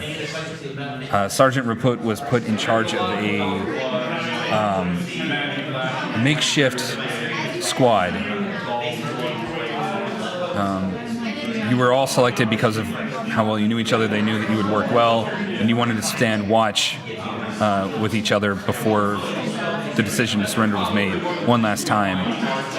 However, there was an attack that day, a heavy artillery barrage, and unfortunately,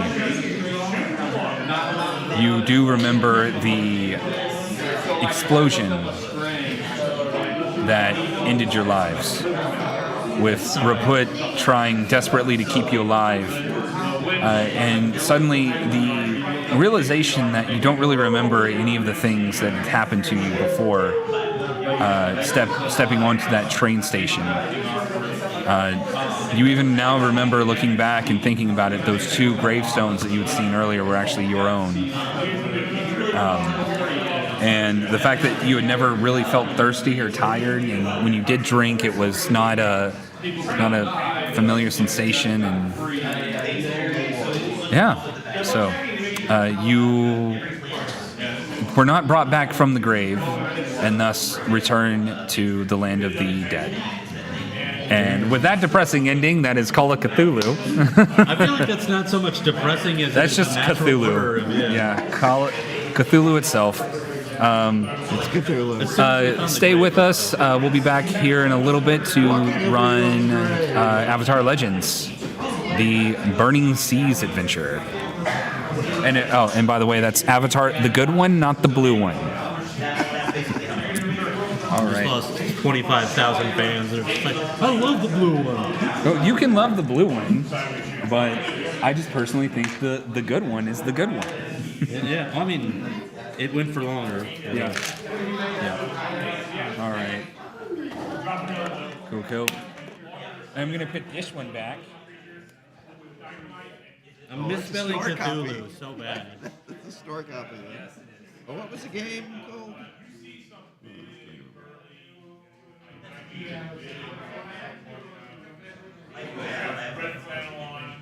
Man, that was fun. I want to play more Call of Cthulhu. Like, Yeah, it's a fun game.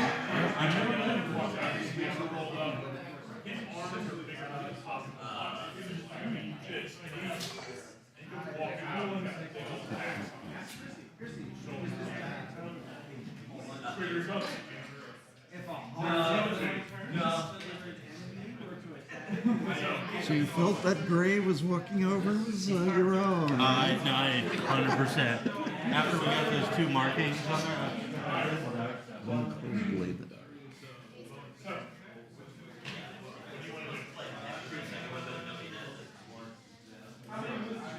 We'll say you were ahead of him, and he is walking to the he is not near the big barn. He is coming out.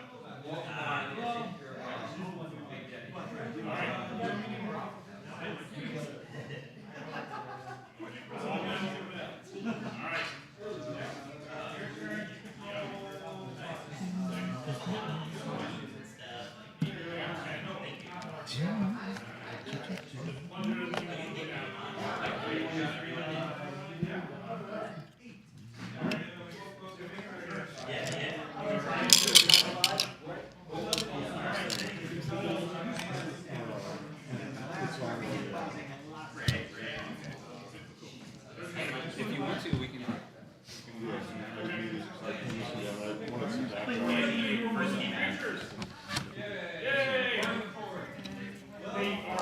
You can keep those character sheets if you want. What? Oh, you can keep the Oh, character keep sheets. the character sheets. Okay. That was fun. Your first time Cthulhu. I was building up all that luck for that last 001. That last 001, yes.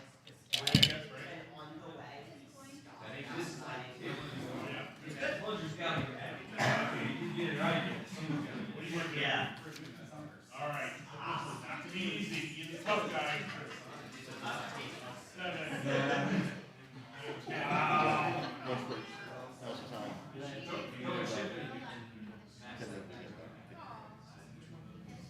Shooting bosses.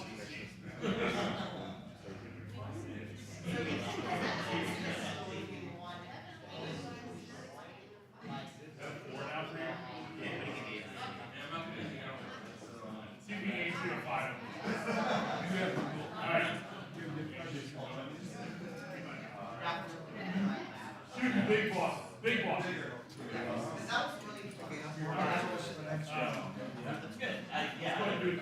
Well, I guess you're lucky to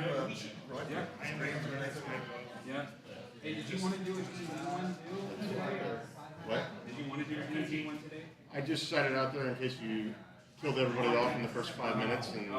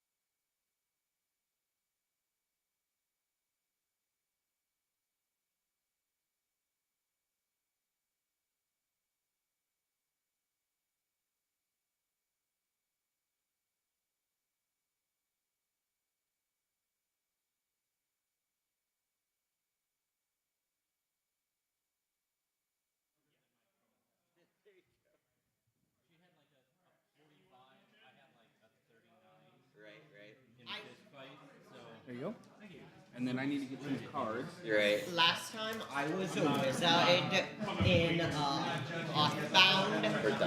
Earthbound, and basically we knocked out our enemy, and we had to kill them because they poisoned our friend, and the only way to get rid of the poison was killing them. So they were like, "Heal, wizard, stab them," and I was like, "That's just not effective. That's not literally going happened to in my work." hand. Never really And then they disappeared. The ones you were dealing to us? Yeah. Wizard with weapon. No. Yeah, like I got on a female. Okay, that's weird. I suppose so, yes. So it's not, no, it's just like I chose the only male character. There were many. Yeah. they were like two. There was like My avatar no, somewhat limited. I here they saw are. the spear and was like, yes. And it's So these not are even your a spear, combat it's a cards. staff. Great. Yeah. You'll just use those. So, going over I'm some stuff, you each should have a pair of D6s Yep. that represent your technique or style.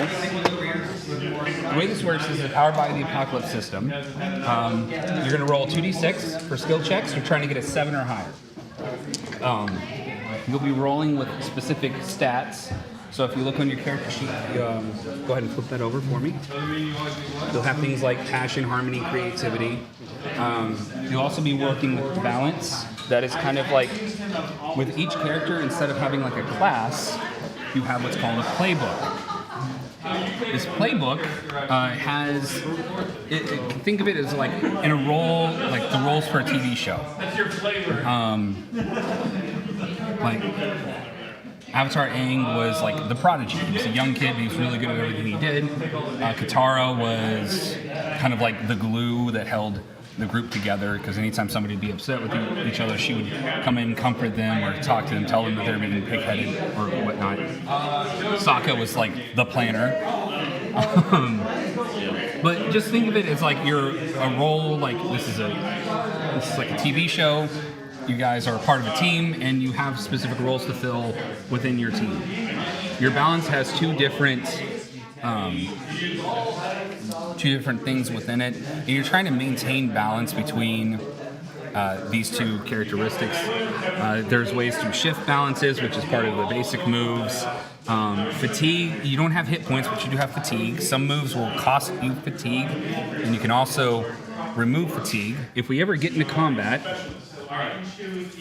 which combat will act very differently than in games like D&D, where there's like a turn-based system and you are you have like a specific order of like you get a move and an action, all this other stuff. What you will instead do, and I've given you these cards, is just decide, like when we get into combat, we're all going to talk to each other, and you're going to decide if you want to advance and attack, defend and maneuver, evade and obscure. Like one of these three things. You can, at that point, what will end up happening is those who are defending a maneuver will go first, advance and attack second, and evade and observe third. You'll roll with the specific stat that it tells you to roll with, and you can decide out of those things what to do. Now, each of you also have specific techniques in your playbooks. So to bring up like a example here, the Hizing, the icon, he has moves that are on top of his like normal moves and his techniques. He has a defend and maneuver technique called Wall of Perfection. And then he has an advance and attack technique called Rock Column. You just basically tell me what you want to do, then you roll your d6s. Tell me the number. If we have a 7 or higher, you succeed at it. But if it's lower than that, it's a failure. And then we get to narrate kind of how these things happen. It's a very group RP heavy game.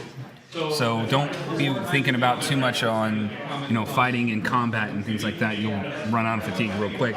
Try to role play with each other. You can comfort each other. You can work with each other. Another thing that's cool about this game is, unlike traditional games where you kind of have this like session one first while everybody meets each other or whatnot, it's already assumed that each of you already know each other and you've gone at least on one adventure beforehand. So we're actually Whereas most people would start in session 1, we're actually technically starting session 2. So you've already met each other, you already have some kind of bond with each other. So what I'd like for you guys to do is kind of talk with each other, and what I'm going to say is, just because we are split up 2 and 2, you two talk to each other, look at each other's characters, and then see how you two would know each other really well, and then you two as well, you kind of know each other. Now, to give you an idea, for those of you who don't know the show too well, this is going to be happening about 20 years after Avatar: The Last Airbender ended, like that TV show. So Avatar Aang has defeated the Fire Lord. The Fire Nation and the Earth Kingdom and the Water Tribes are all at peace now, but there is still this very much like the 100 years of war and the complete destruction of an entire group of people isn't something that people can just get over with overnight. There's been a lot of contention. Republic City, which is the main setting of Korra's first season, is just now starting to be constructed. So the Avatar, the Fire Lord, they're both working together with the Earth Kingdom to create this city. They don't have a lot of resources to deal with a lot of the criminals that are ransacking the areas, including a contingency of former Fire Nation vessels that have turned pirate and are now disrupting trade between the surviving 3 nations and preventing Republic City from being built properly. So you guys have all come together once before. You were on a ship that was attacked by pirates. You defeated those pirates, and as soon as you get to Republic City, because of your skill defeating these pirates, and just the sheer fact that, one, they don't want a specific nation dealing with this, because they don't want one military mustering around the borders of another, especially after 100 years of fighting and hurting each other. So they're turning to ragtag groups from different walks of life to take care of this, act as kind of mercenaries. And with your experience taking down one pirate crew, that pirate crew was on the ship, the Firehawk, and its captain was Captain Teoko. So you can write those down if you want. If not, it's up to you. These character sheets are yours to take home. The only thing I ask back is for my cards and my dice, because those are expensive. And yeah, so I'll let you guys discuss a little bit. Tom, we good? We're rolling? Okay. If it's all right with you, I'd like to talk a little bit about the dungeon crawl while they're communicating with each other. So you guys just work together a little bit, try to find out like if you had known each other beforehand or whatnot. I just have a question. Yes. From character. Yes. You said our setting is like.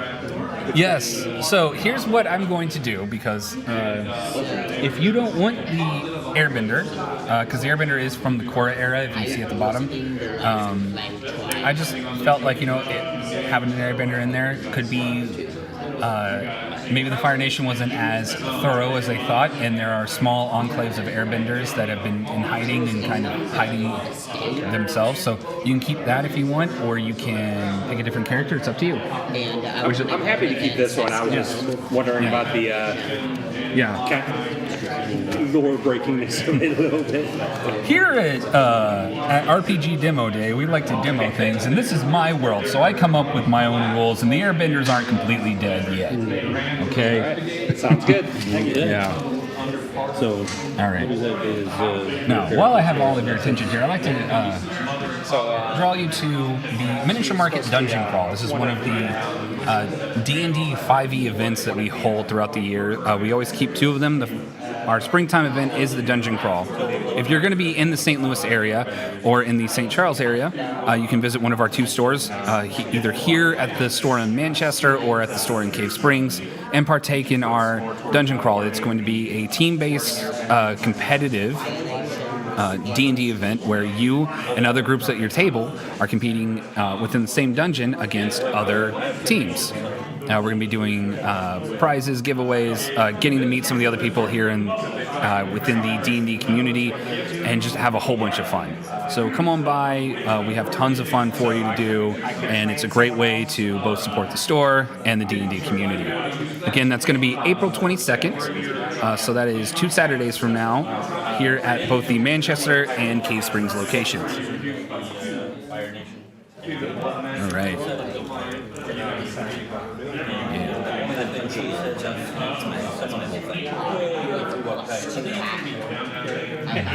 Way too uptight, trapped in themselves. They needed to break So let me just check in with you guys. So how do you two know each other? Like, what's your connections? I'm trying to find the leader of the Rising Flame Triad. Okay. And she is a former slave of the Rising Flame Triad. And so she's helping me find them, and then she's not really a vengeance seeker. I am. Okay. But I think that's pretty much it. I think Okay. she's helping guide me to this person. Because I'm looking for a friend who was kidnapped. Okay. I'm looking for like the Fire Nation's ancestral home. Okay. So So I'll protect her on the way. okay. And how do you two know each other? I think we established basically Ben is a former pirate. Okay. And so he was doing the pirate thing. They found a contingency of lost airbenders. Okay. And he became a pirate because he became disillusioned with the whole Fire Nation thing. And this felt a bit too much like more of the same. So he kind of just like not revolted or mutinied, but he just like broke off ties with them and decided to follow him. And so on that note, I'd like to take some time for you guys to all introduce your characters. So why don't we start with you? Introduce your character, and just also, I'd be very interested to know what pirate ship you sailed under. So, yeah, I am Simo. I am one of the few surviving airbenders that kind of secreted away themselves to avoid the Fire Nation during the war. But I suppose now that the war is over, you don't need to be as secret. But yeah, I hooked up with my former ex-pirate friends. Kind of opposites of each other, but can find common ground among our differences. My name's Ben. He was on the Captain Mossi's Dancing Nobleman fleet with Simo over here. Like I said, got disillusioned with the Fire Nation. Decided to strike out on his own. You know, maybe do some good, maybe do some bad. Yeah, and you said the dancing monkey? The Dancing Nobleman. The dancing nobleman. So, dancing monkey. It's a fancier he monkey. Probably calls it that in like his own play. I don't know. It's part of the Dancing Monkeys. So, I just want everybody to know I do have some hearing loss.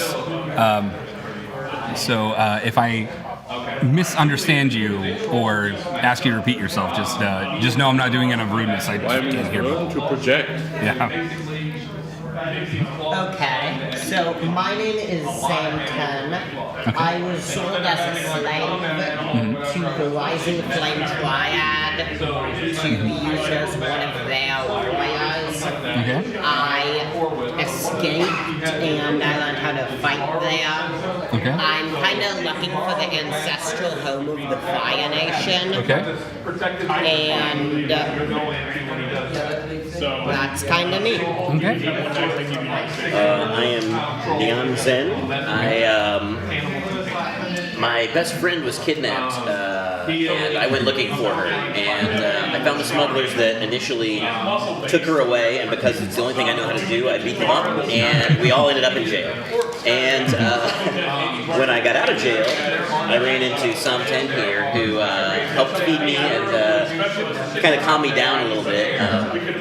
She used to be affiliated with the Rising Flame Triad. I'm looking for the Rising Flame Triad, so we decided to travel together, and I'll hit things that get in her way, and she'll calm me down. So, with that being said, the Rising Flame Triad has actually become one of the more significant criminal organizations here in the Avatar world. Most of the products that these pirates are stealing Rising, the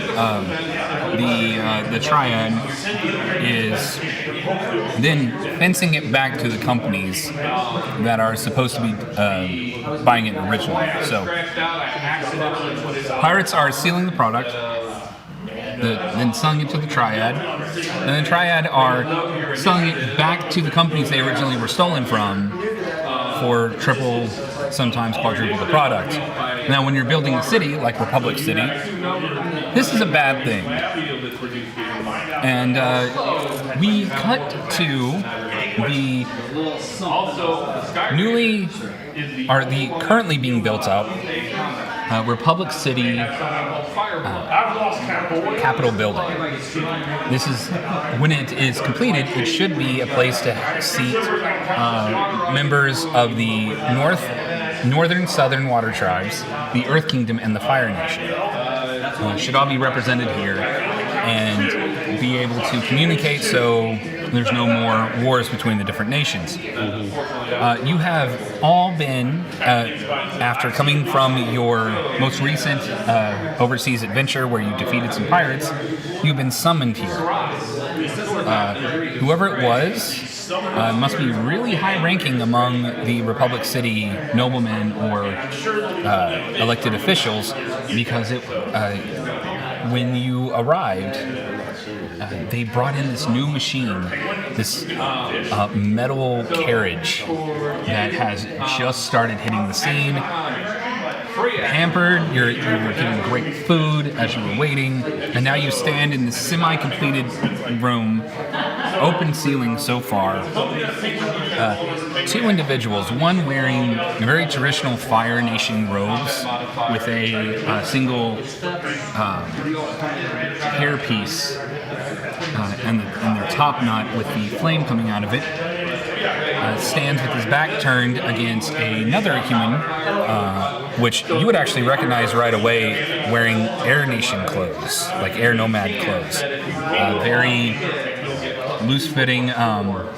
He has his air markings, which you, living in your kind of absconded community, you were taught that these were things that airbenders just do not show anymore.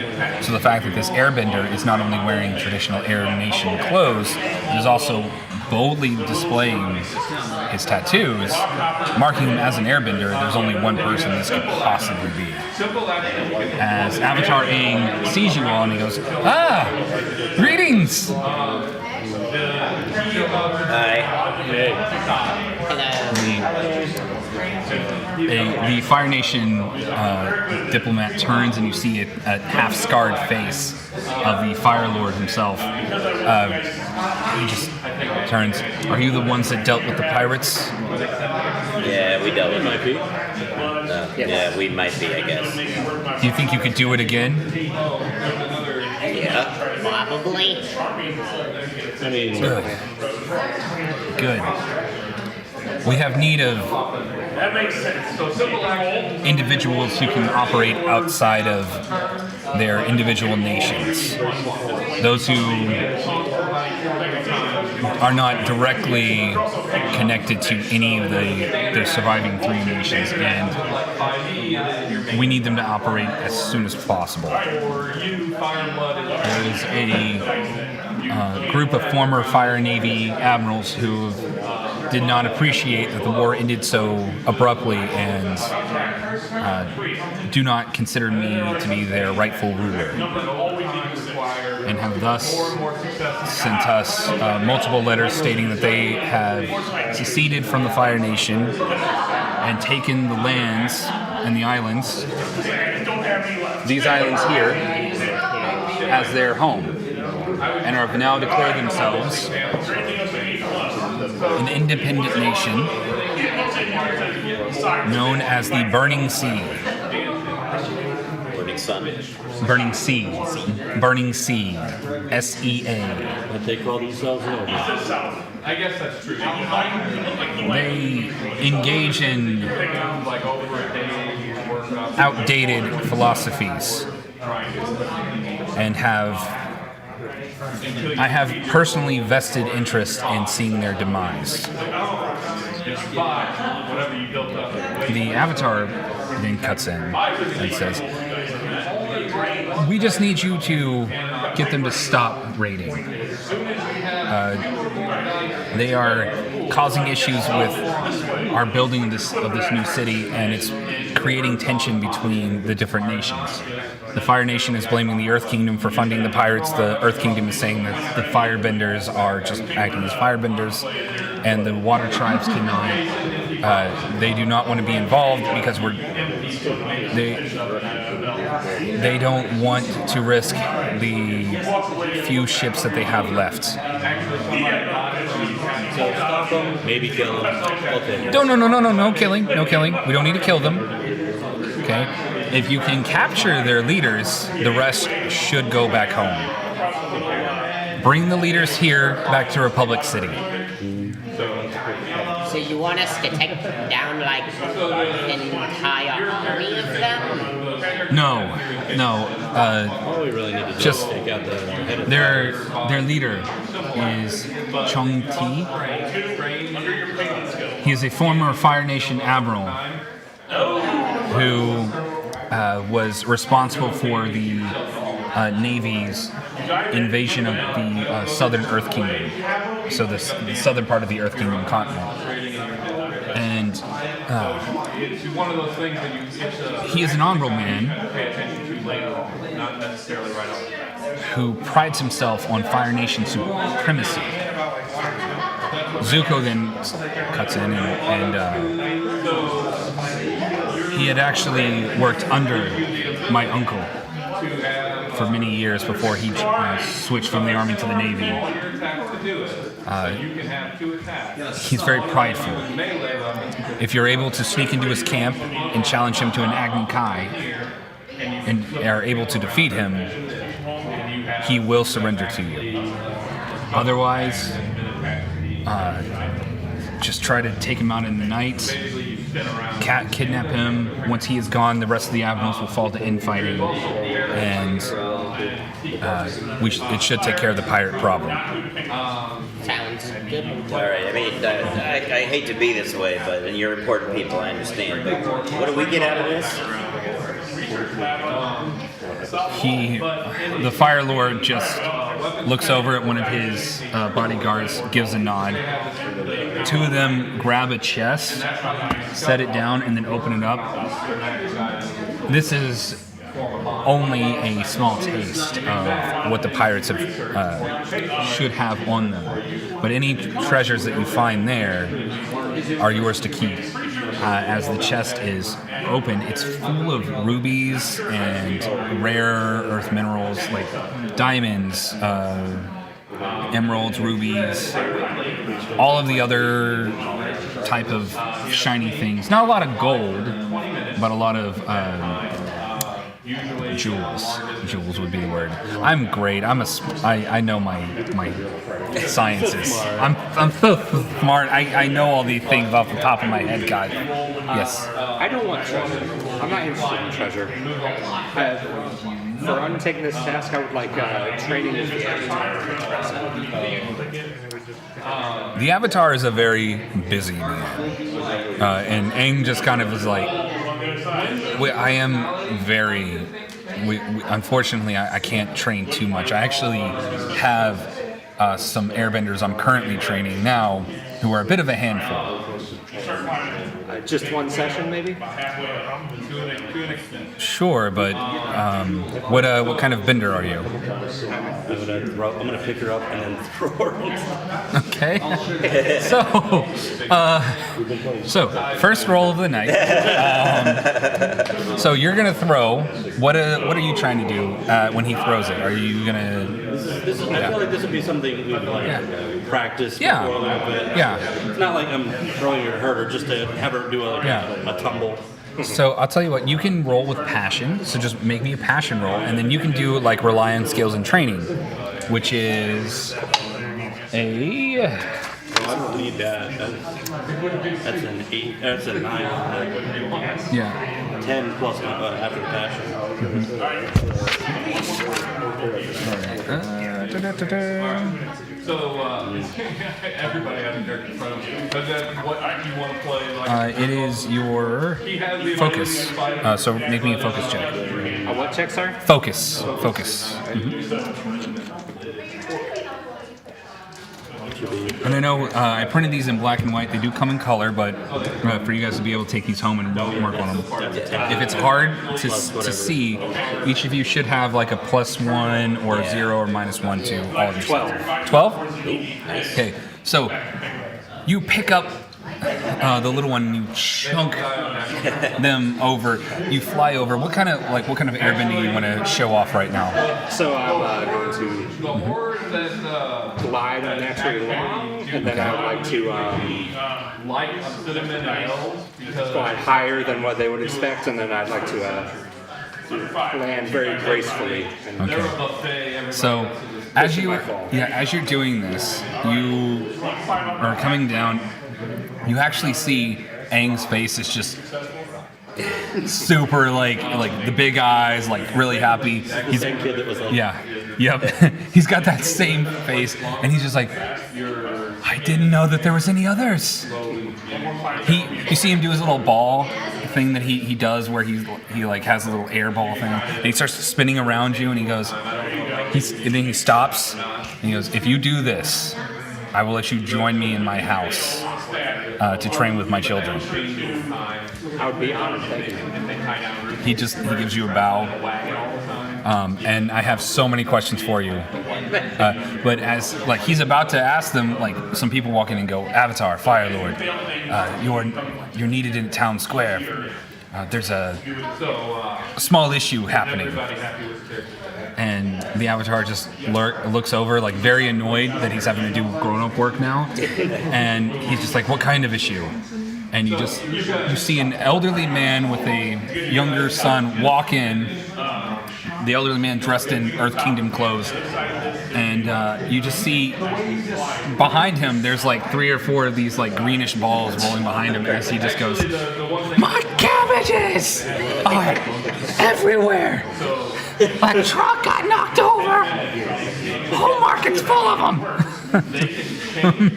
You know it had to happen at least once. It had to happen once. My cabbages, the foamy mouth guy. I'll grab a cabbage and just take a bite out of it. Yeah.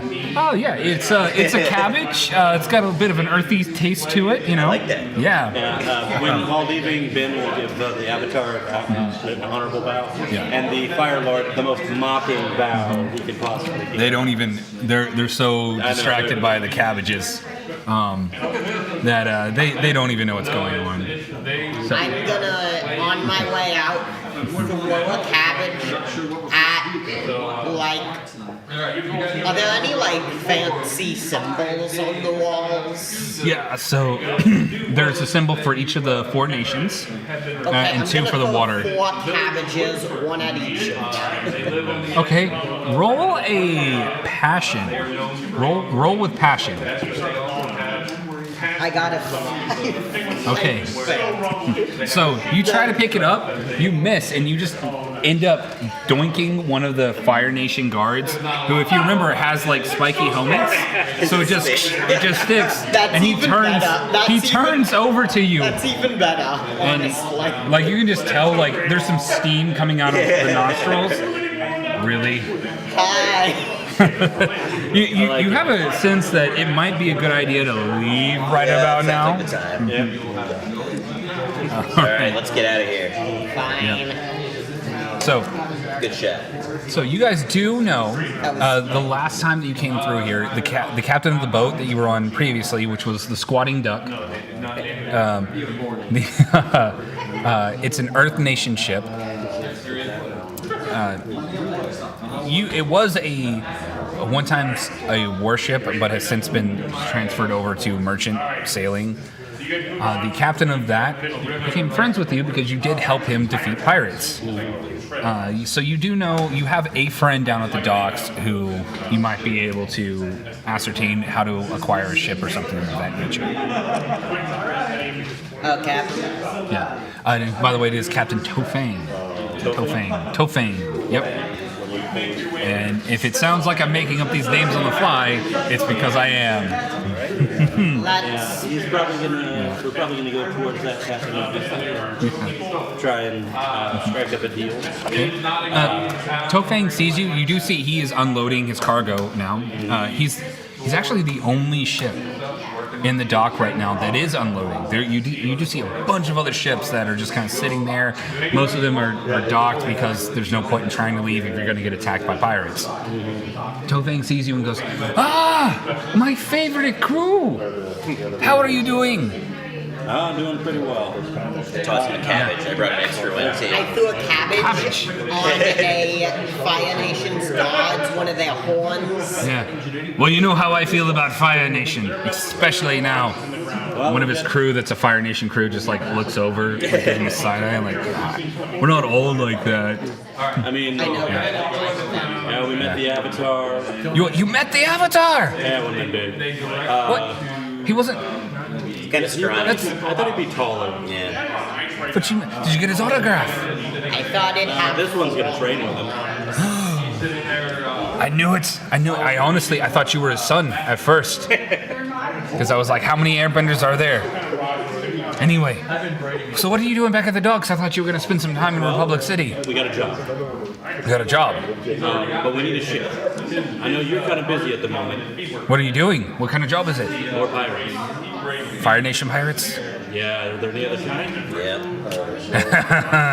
We gotta crack some heads. I tell you what,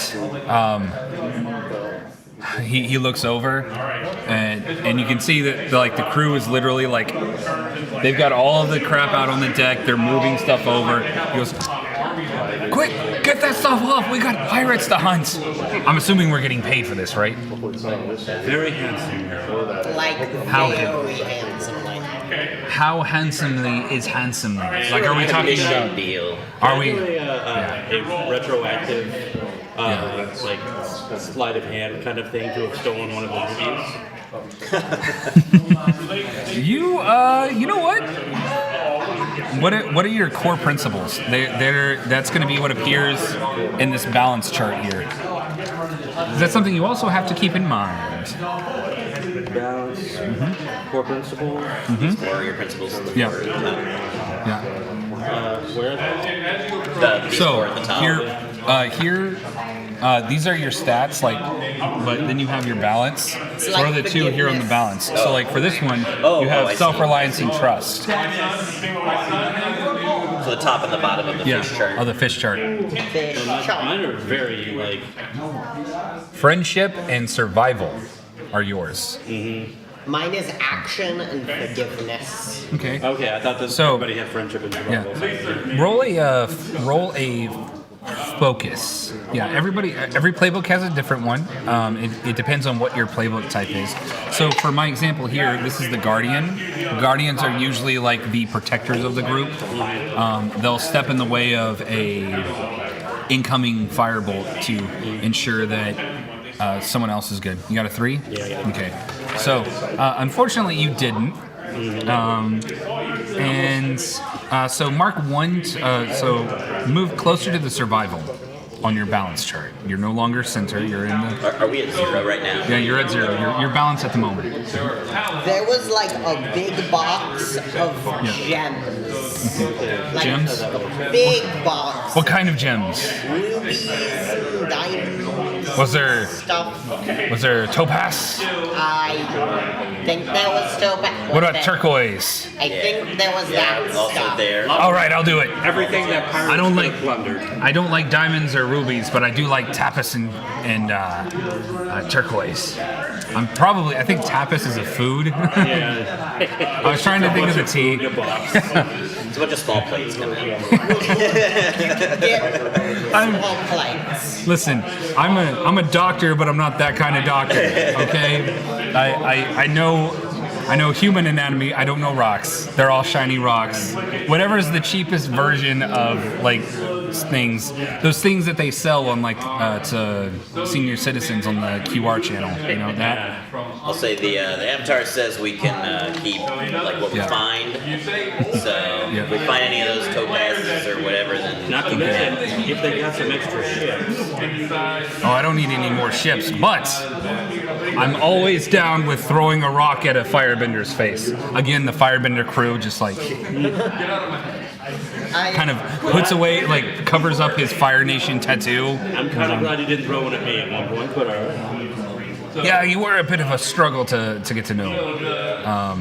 Not a huge fan of you. not a huge fan of it. Yeah. we'll come around. That's very, very honest. I don't think I will. If it wasn't for her, I wouldn't have cared for you at all. Oh, come, we just met the Fire Lord, and he seemed like a very reasonable man. Don't get me started on the Fire Lord. Is it the same Fire Lord? I'll vouch for him. I'm an earthbender. You and me. I'm not a big fan of the Fire Lord either. What, are you one of those types that thinks he's not the legitimate ruler of the Fire Nation? No, I don't think there should be any ruler of Fire Lord.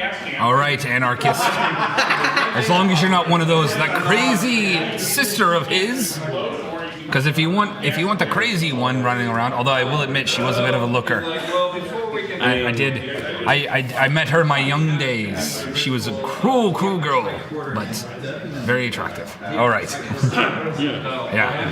Hey, well, it was 20 years ago. So older man, they were about the same age. Yeah. Anyway, so you have your ship. The crew is frantically trying to get as much off as they can, and then secure the rest because they're not going to be able to get everything off. They just, Captain wants to leave. Captain's going to leave. Ben's probably going to try and assist a slight bit just to move Okay.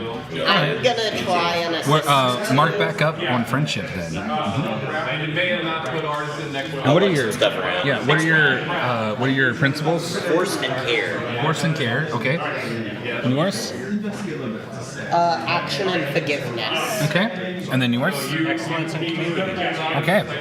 So if you're helping put stuff back on the boat, or you're helping the crew, mark one towards community.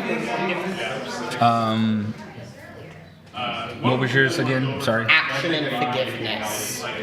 Move one towards action, and then move one towards care. Thank you. All right. Yep. I don't actually know where my person's from. I just was kind of grabbed by fire pirates. I'm not actually sure. Well, you're not a bender. You are, You are aware though that the Burning Seas are like that pirate nation works hand in hand with the Triad. Like the Triad is like the ground forces to their navy. And the Triad is trying desperately to take a hold of Republic City as quickly as possible. So, you have your ship. You're now on the ship, setting sail. Once again. Yep. You want to generate some wind for it? Okay. All right. Make a focus check. Okay. 7. Okay. So you do generate enough winds to where you are able to move the boat along. You move a little bit faster. Can I make a roll to see if I know anything about them, since I used to be a member of the Triad? Yeah. So let's see. What are you trying to gather? I used to be one of their warrior type people, so do I know about any standard defenses that have? Yeah. Make a focus roll. Okay. As you're trying to. That. No, I failed. Okay. When you guys are done, I'm rolling very poorly, and I had a -1. Yeah. So, unfortunately, while you were there, the only things that you were allowed to do is, that you remember, is sleeping in a dirty cell and occasionally being pulled out to fight other captives. You were good at it. You honed your skills there. But you really were not shown anything else beyond that until you were finally rescued. So, Oh, and by the way, little Airbender mini. Do you have your mini? By the way, do you have your mini? I got the shirtless guy. Yeah. So It's perfect. the squatting duck moves through the waves with a purpose. Going through now, Republic City is like around here-ish. So you're not too far from where the pirates are, which is why the pirates have been wreaking so much havoc in Republic City itself. As you get closer to the islands, though, you do get you are on the boat, and so go ahead and do me a favor. This is going to be the squatting duck. Place your mini somewhere on the boat. And we will make. Gonna be up. We will make the man painted up, or this person here will be the captain. Okay. Entertaining some of the crew. Sleeping in a hammock. I'm just gonna be looking at the captain. Pushing. Basically just doing some breakdance and stuff. Okay. Yeah. And I'll be at the I think I very. use earthbending to like make little figures. Okay. I make little stone figures, and I just give them to people all the time. Go And play. also games of dice. Lots of games of dice. Now, being an Earth Nation vessel, they do have just stones kind of sitting on the side for protection. So you have plenty of Earth around you, so it won't be that bad of an issue if there is an attack.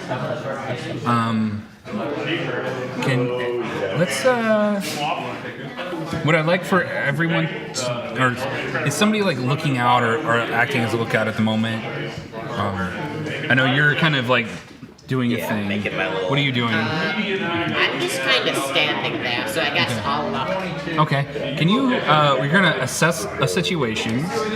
So roll with creativity. 8. 8? Okay. As you are looking out, you're cautious. Everyone else is more relaxed. Like even though you know you're heading into pirate territory, you're still a ways away from where they were located at, and everybody's a lot more relaxed because you've already taken care of a pirate before. However, you're still in your guard because you know these are the people that had captured you originally. And as you were looking out in the distance, you looked at your hand because you felt something. It almost felt like snow. You look down and there's a black mark on your hand. As you push away the soot, a few more begin raining down on you, and you see off in the distance there's a cloud of smoke coming closer and closer towards you. Guys, there's a ship. There's a ship coming this way. Do we see a ship? Oh yeah, you definitely see it. It's there. Fire Nation vessels, especially the older models, which is what all of these Fire Nation pirates are using, have that very stereotypical column of soot coming out as they're burning coal to power their ship. And how big is that ship in comparison to ours? Like massively bigger, or? No, it's a little bit smaller actually. Oh, really? Like yours, think of it as, so Earth Nation ships, although they're not really shown in the show, are more like the older Chinese ships, like the sailing ships from the modern, or like not modern, ancient China had. So very big vessels. Whereas Fire Nation ships are more modern, they're sleeker because they're made of metal, they don't need as much. And pirate ships just in general typically were very small, like sloop-like vessels, so they could get in and get out. Then I would probably hit one of the people that I'm playing with to go get the captain. It's like, Oh, the captain already sees it. the captain And he gets the helm and he goes, "All right, you all, this is what you came for, right? Let's take out some pirates." And he turns the ship, heading bow towards the oncoming vessel, the bow being the front of the ship. So some basic nomenclature here real fast. And this is good for all of you at home as well. We will just discuss this. The front of the ship is the bow, stern is the back, port is your left side, starboard is your right. Okay. To go amidships just means you're going towards the center of the vessel. Also, if you're going aft, you're going backwards. And yeah. bulkheads or walls, things like that. Nothing too crazy. So, as you are going, though, something strange happens. The ship that was curling over the surface, the smoke stops, and you see this black metallic construct fall beneath the waves. The ship submerges? Yeah. No, the ship just disappears. It's gone. Well, that's weird. Yeah. Now there is some waves coming around, so you are like going up and down, up and down. So what basically happened is you could see it when you were coming up a wave, and then when you were coming down, then you came back up a wave and it's no longer there. So with his knowledge in piratery, would he know that this is a submersible, or would he? You don't even know. As far as you know, maybe you got lucky and the ship hit a wave wrong and capsized. Can I move to the front of the ship? You can. Which one are you? I'm the one This with one? the staff. Okay, so you move to the bow, Yeah. and you're looking at the bow. What are you doing from there? I'd like to move. Oh, sorry. Was that? Yeah, go I'd for like it. to move forward by the Okay. by the little And this is you? the little area there. Right here? Okay. Yeah, I'm also going to go forward, and I'd like to assess the situation if I could. Okay, roll with creativity. This is you, correct? That is creativity? Okay. Yep, creativity. 7. Yeah, and also on this basic move sheet, it does have all of the moves that you can do. These are ones that everybody has access to. It also gives you just some like kind of basic deals, including statuses, like what different statuses mean. I would like to rely on my skills and training to prepare the ship a little bit more for invasion. Yeah. So you're gonna roll creativity. Or actually not creativity. You roll focus. What was your creativity roll? I got a 7. 7. You're looking around. 7. You don't see any of the telltale signs of a ship capsizing. Okay. The waves are getting bigger, which is pretty standard. I mean, they're only about like maybe 10, 15 feet, which is standard for an open water. Nothing that your boat can handle. However, you do feel like you should be on the lookout for wherever that ship is. Maybe they have some kind of way to hide themselves or something. You don't know. You don't trust firebenders. No. No one does. And also, so I do have a special move where if I assess the situation and I ask who or what here is most vulnerable to me, which is kind of what I wanted to know, just in case I can figure anything out from the boat, you can say I can't. Yeah. But I then get +1 ongoing related to that answer. Is there anything that comes up? Well, you're about to fight firebenders, and you're on a ship mostly made of wood, which is one of the downfalls of the Earth Nations or the Earth Kingdom's navy. Was they made wooden ships against people who could set them on fire. Great. Okay. All right. Yeah. On skills and training, I got a 7. You got a 7? Okay. You start to pull in the sails. You are preparing the ship for a possible boarding or a fight. You're getting some of the other crewmen who, survived the last pirate attack but are still nervous. You're getting the stones ready for all the earthbenders there to be able to launch them if they need to. And then I'm gonna, if I see some nervous ones, I'm just gonna be like, come on, we've done this before. We got this. We got one. All right. We survived one. We can survive the other. And what are you doing? I'll kinda. So my person, I think, is a bit of an engineer type person. Yeah. So I'm gonna I'm gonna take a lantern and try and make it so that it can go and kind of waterproof it, then throw it into the water and see if I can see anything down there from the light. So to just give you an idea, lanterns at this time, like even modern lanterns or like modern light sources, very difficult to waterproof. However, what they did have during this time period and even today, if we wanted to see if things are down there, is we would call them like sounding lines. So you would tie something heavy and you would throw it overboard on a rope. I'm sure you've heard the expression, like, when ships, the speed of a ship is measured in knots, not like miles per hour. That's because you would let the rope out, and however many knots would go through your hand, that's how fast you were going. So you can use that to try to see. Okay, I'll tie it to like a big lock since you said this. Well, they have a weight on them already, so you don't even need to tie it on there. Okay, so I'll throw it down. Okay. Skills and training. Yeah. No, you don't even need it for that. Like we don't really need a roll for that. So you throw it down there, right? It goes down. The ship, the captain itself, like is a little worried about the fact that the ship that was there no longer there. So he's actually trying to come to a stop. Like he's pulled the sails in. They're still moving forward just because you're on the water. As you go down though, the rope just suddenly stops. Can I roll skills and training to see if I can figure out what that is?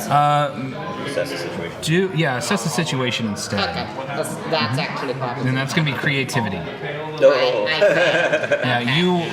As you are looking at that, like you're trying to figure out what's going on, you completely miss because you were looking on one side of the ship. You completely miss that there are now grappling hooks that have shot up out of the water and have connected to one side of your boat.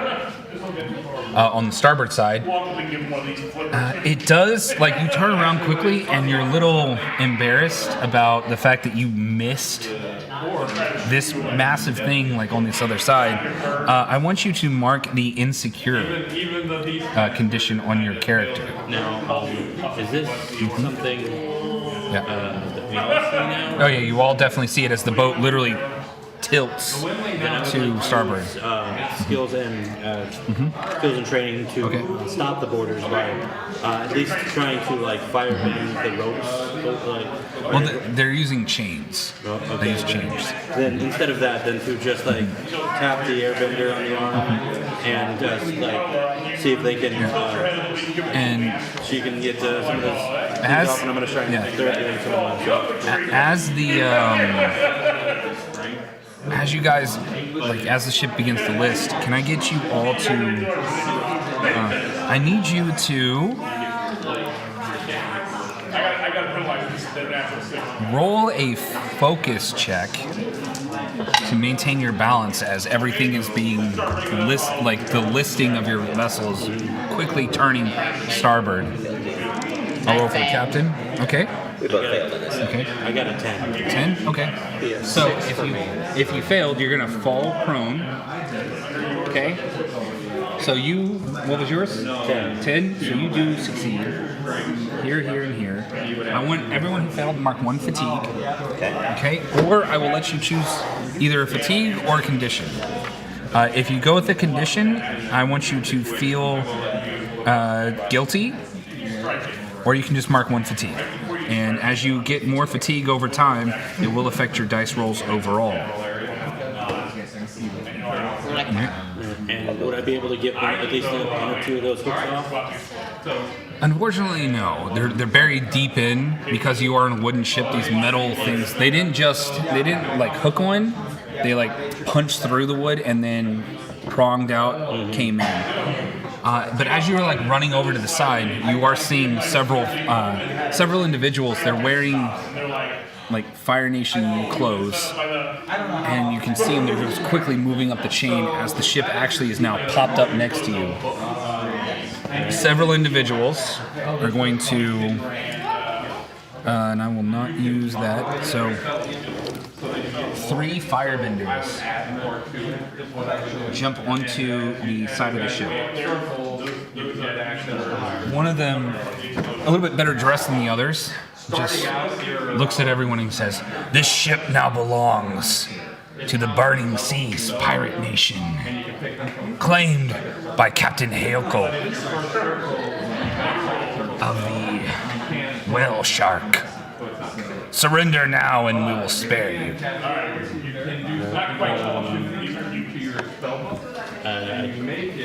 Definitely go for Okay. an attack. All right. So here's how we're gonna do this attack, or here's how we do combat. Now, if you see on the basic move sheet that we just handed out to you guys, on the back where it says Combat Exchange, there are seven steps. Okay. So I'm going to secretly choose an approach for the 3 NPCs that are on the table and the captain. Okay. And then each of you are going to choose what you want to do. Now remember, that's where these cards come in. Okay. So if you have a specific maneuver that you want to do, you just pick, and it's going to be under the defend and maneuver, the advance and attack, or the evade and obscure. And also remember too, like on your character sheet, just underneath here under techniques, you have specialty techniques that you can use. You'll notice that some of these have L, P, and M on them. L means that you've learned it, which means that you're aware of it, but you've never really practiced it. P means that you've practiced it, so you know it, you've practiced it, but you're not super great at it. And then M means that you've mastered it. And mastering it, it's a lot easier to do.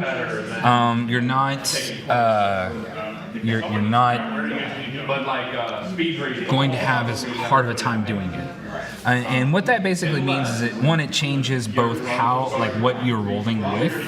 So if for this individual here, on this example sheet, they have a specialty technique called divert, which is a defend and maneuver technique.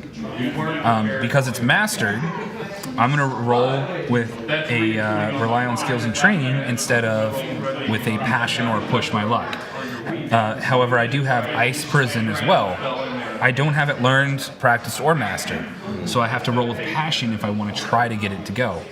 However, it's much harder for me to get that because I'm now, instead of having an easier time where I'm rolling with skills and training and I'm getting the pluses to that roll, I'm now at a minus, and I have a higher chance of causing fatigue on myself. And it also can just go horribly wrong. So, back to this. Once you guys have chosen everything, we then go through a reveal where we decide, we all show each other what we're doing, and then we follow the rules. Again, defend and maneuvers will go first. Evade and advance and attack will go second, and then evade and observe will go last. And that doesn't necessarily mean that, it's like if you're evading and observing, that you're just sitting there doing nothing while everybody else is doing stuff. It's all happening at once. All right, so let me know when you guys are ready. Okay. And I have decided what the NPCs are doing. Okay. So weaving is going to be the 5. Weave a thread. How many threads? Okay. You can choose between the third thread.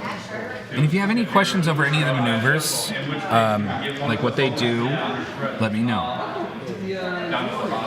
Because you can do things like you can test someone's balance. So just like how you have your own balances here, you can test the balance of an enemy and find out what exactly their core principles are, and then you can help shift those balances, because once a person's balance has been shifted too far, they're basically going to be out. They have to run away, or they're too in conflict with themselves to continue on. So, is everyone ready? Okay, so we'll start with you two. Just tell me what you want to do. I'm going to strike the closest guy. Okay, you're advancing and attacking. You're advancing and attacking. I'm also advancing and attacking. Okay. And then We're going to defend and maneuver. defend and maneuver. Okay. The NPCs are all going. The 3 firebenders are also going to advance and attack. Which anytime an NPC is doing the same thing as a PC or a player character, the player characters will go first. But the captain is going to evade and he's going to evade and observe. So.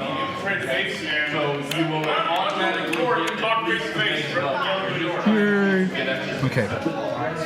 So, with that, we're going to start with the defend and maneuvers, which is you. What would you like to do? going to use my technique, steady stance. Okay. Assume a strong, steady stance. Any foes engaged with me who choose to advance and attack this exchange must mark 1 fatigue. Okay. Negate the first condition or negative status effect inflicted on me in this exchange. Status effect inflicted on me in this exchange, I become empowered for the next exchange. Okay. And I'll stand up as well if I'm Yeah. Yes. So that's actually going to clear your condition of guilty. Okay. That's because of your specific one. You already had a condition on you.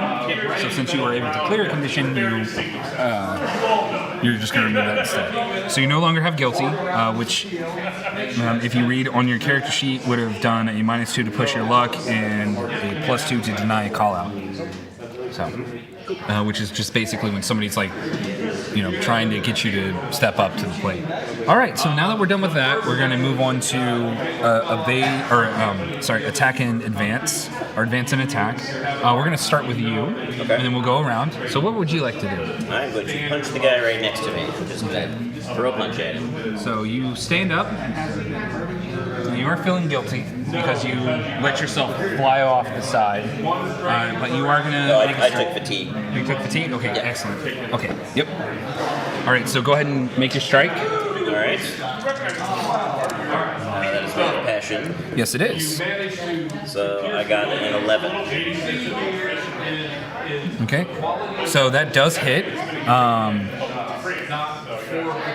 And you hit the firebender. Maybe like a little rocks form up around my hand, and I kind of like. You hit him with the Rocky punch. Yeah. Okay. So dun dun dun boom. Exactly. Dun dun. A still. Okay. No, that's the. Listen, guys, you're mixing up your fandoms here. We can't have that. No, so you hear like maybe a tiger roar, and you feel like the eye is on you as you punch him. For sure. Marking 2 fatigue on that firebending pirate. So good job, you got him off guard. And then what are you doing? So I'm gonna use my technique Disorient. Okay. And I'll move up to the one with the fire shooting out of his hands. Okay. Mask there. Yeah, by the mast. This one here. Yeah. And I'll use that. Okay. So I pummel them. Oh no, I won't use Disorient actually. Never mind. I'll just strike them. Normally. You're gonna strike them. Okay, so go ahead and roll, and that is gonna be with passion. 9. 9. So you bonk them on the head with your. You have a weapon on you. I do have a weapon. Yeah. What is your weapon? I have a staff. You have a staff. So you just bonk them on the head. I was thinking I like cool, like shoot, like cool hit. Pull it. Okay. Yeah. So you just sit there. You like kind of do a crouching tiger, hidden dragon move where you jump up on one of the sides of the boat and you just that with your staff and it just boom. He's a little disoriented at just the sheer complexity of that maneuver. Like, he was not expecting you to hit him like that. He was ready for like an overhead strike and you just blinked him right there. So good job. 2 fatigue. Okay, 2 fatigue. Gotcha. All right. And then what are you doing? I'm going to take the other one. Okay. Take the scraps. Then I'm going to strike at the bow. Is that the better dressed one, or is that the which one was the? You said one of them was better dressed than the others. The better dressed one was the one that he bought. Yeah, and I'm going to just go for a strike. Okay. And I don't know if I can do this. I wonder if there were a way if I could try and strike them so that they would hit fall over the railing. You can try, but you probably have to knock them down on their fatigue before they do that. So you can just make a strike. It's going to soften up the target. Okay. Yeah. That's a passion? Yes, with passion. That's a 7. Okay. So are you using firebending at all for this, or are you just striking? I feel like you would use firebending to get to the point and then use the strike. Okay, so you very quickly, and then you try to do a punch. You are able to connect Not the greatest connection, but you still connected, marking 2 fatigue on them. I need 2 fatigue. No. They mark 2 fatigue with your strike. All right, So when I rolled an 11 to attack, just to be clear, it says on a 10 plus, choose one from this list instead. Oh, I see. Instead. Okay, never mind. Yeah, I'll just do the fatigue. That's fine. Yep. Okay. Perfect. So now it's their turn. The one that you punched earlier, he just sees you and he saw that you were a firebender and he goes, traitor. And he is going to hit you with some firebending. Rolling with passion. And he's going to miss horribly. However, unfortunately though, you are on a ship made of wood. And he just firebended all over the ship. So there are some little mini fires that are beginning to form on the ship itself. So the ship is now on fire. Now, the better dressed one that you pull struck with your staff, he's just going to turn over to you, and he is going to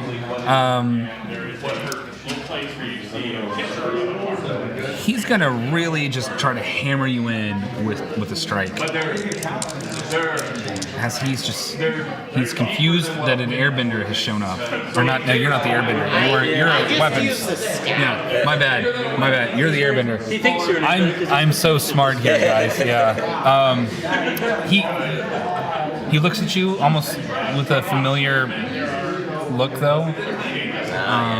And maybe he might recognize you as he's going to strike. And unfortunately, when you bonked him, you got him a little bit in the eye, so he's kind of semi-blinded as he swings at you with the sword. Just ching, gets stuck into the boat instead. And then the last one coming at you, very confused that an airbender's around that doesn't have markings on him, gonna strike at you as well. And that's really gonna hit. So I need you. He's coming in. He's going to hit you with a few firebending maneuvers. When this happens, you've been running your whole culture, like the people that you've been surrounding yourself with, have been running from the Fire Nation and been scared of firebenders for so long that it's instilled in you. Even though you're younger than the peace that started 20 years ago after the end of the 100 Years' War, you've still been told firebenders are just awful people and they are very dangerous. It makes you afraid. So I need you to mark the afraid condition. Okay. So since they advance and attack me, they get 1 fatigue. 1 fatigue? Good. Okay. Because of my steady stand. Well, this firebender was just going so, he just wanted to get at you. Maybe because he saw an airbender, thought you were the Avatar.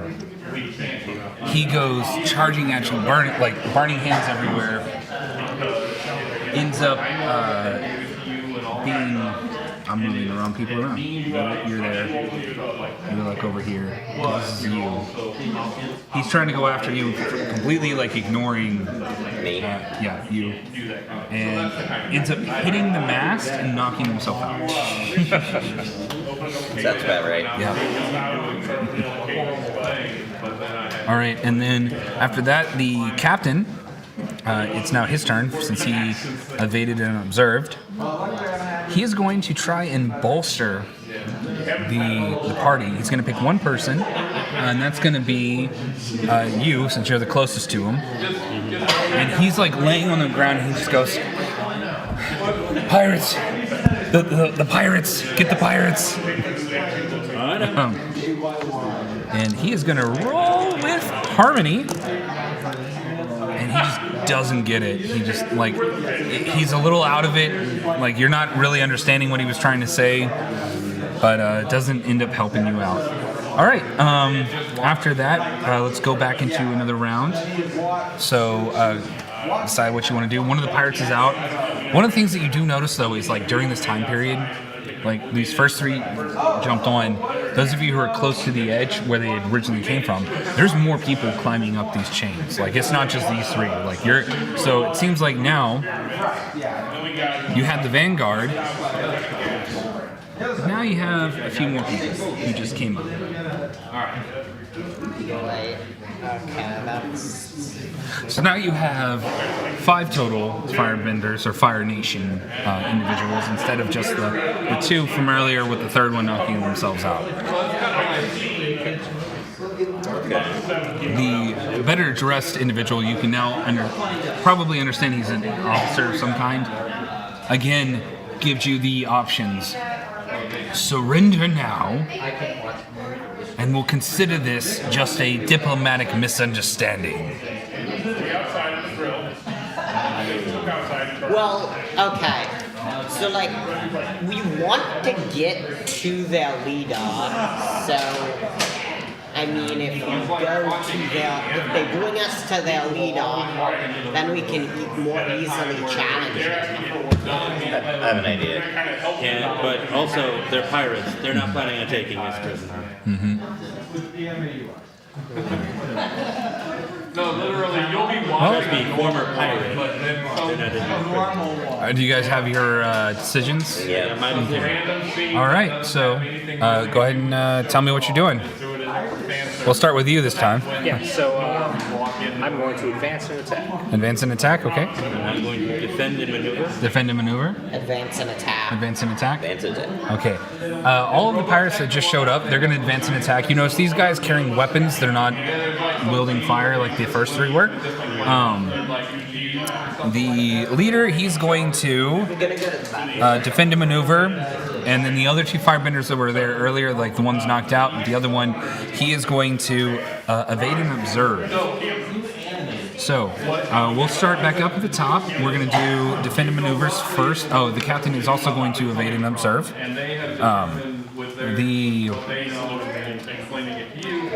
The officer, he is going to try and seize a position.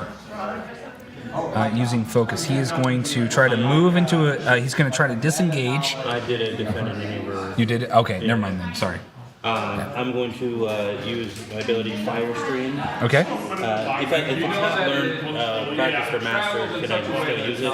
You roll with passion. All passion? Yeah. Okay. Or you can push your luck and try to so if you ever fail a roll, you can do a thing called push your luck, which basically means you get to roll again. And it's also on your basic maneuvers. So you roll with passion, but you need a 10 or higher to get it that time instead of a 7. Yeah, well, this one I'm gonna, and I'm gonna see if I get it. Okay. Yeah, I definitely get it. Okay. That's a 12 total. 12 total? Okay. So with the fire stream, now what are you doing with it? I can mark 1 fatigue to impairment, 3 to inflict doom and impairment, and 5 to inflict trap, doom, and impairment. Okay. I'm just gonna go with 1. Okay. To give them the impaired. Now, to let everyone at home know, the doomed effect, the way that it reads, you're in grave danger, mark 1 fatigue every few seconds for each engagement until you free yourself. So basically you're trapping this person in fire, so they're fatiguing themselves constantly over time. And then the trapped is you're completely helpless. You must mark a combination of 3 conditions or fatigue to escape. So basically you'd be dumping a lot of fatigue on this person, or you'd be putting them under a lot of different conditions all at once. So, and I put them in impaired. And that should mark 1 fatigue for you. 1 fatigue, yeah. And I'd like to describe as taking some of that fire behind me and making it into a bit of a toss back at them. Kind of just like they do this, but it's just sparks in their face. Okay. And which one were you doing that to? Some of the new arrivals, or the one that I was fighting. What they call me. Okay. Yeah. So you do that. They're now surrounded by fire. Not too happy. And how many fatigue are they taking? What? How many fatigue do they take? They just get the impaired. They get the impaired? Okay. Yeah. I take it. So they're slowed and off balance, mark 1 fatigue or take -2 to all physical actions. He's going to do -2 to all physical actions because he doesn't want to pass out in his fire. All right, and that's your turn, or that's what you were doing. Okay. So now the officer, he's going to seize a position. He's going to try to disengage and move around so he can better coordinate his troops. So he's going to roll with focus. And he is going to disengage. So as you're like getting ready for another strike, he dodges out of your way, pulls the sword out of the side of the boat, and then moves over here to just get out of the way. And he can better command the troops in the area as he's like starting to give orders. All right, and then that's the last two. That's the last of the defensive maneuver. We're on to advance and attack. We're going to start with you this time. I am going to use a smash to try and take care of one or more of the hooks inside. Okay. Cool. So, roll with passion. Get him. That was your plan, ready? Oh wow, big. So let's see, you're like in the middle of the ship. You actually use some airbending to cut 2 of the cables that are holding these things in. There's still about 8 more on the side of the ship, where you can see that there are several people climbing up, or like climbing from the now semi-submerged vessel to the ship. But the guys that were on that cable that were about to come up are no longer a problem since the cable got cut and are now in the water thrashing around. So, good job on that. Is that all you wanted to do? Is there anything else I can do on that turn? You can just kind of move around if you wanted to, but that's about it. I went to the edge to do that. I'll just stay there. Okay. What are you doing? So I'm going to.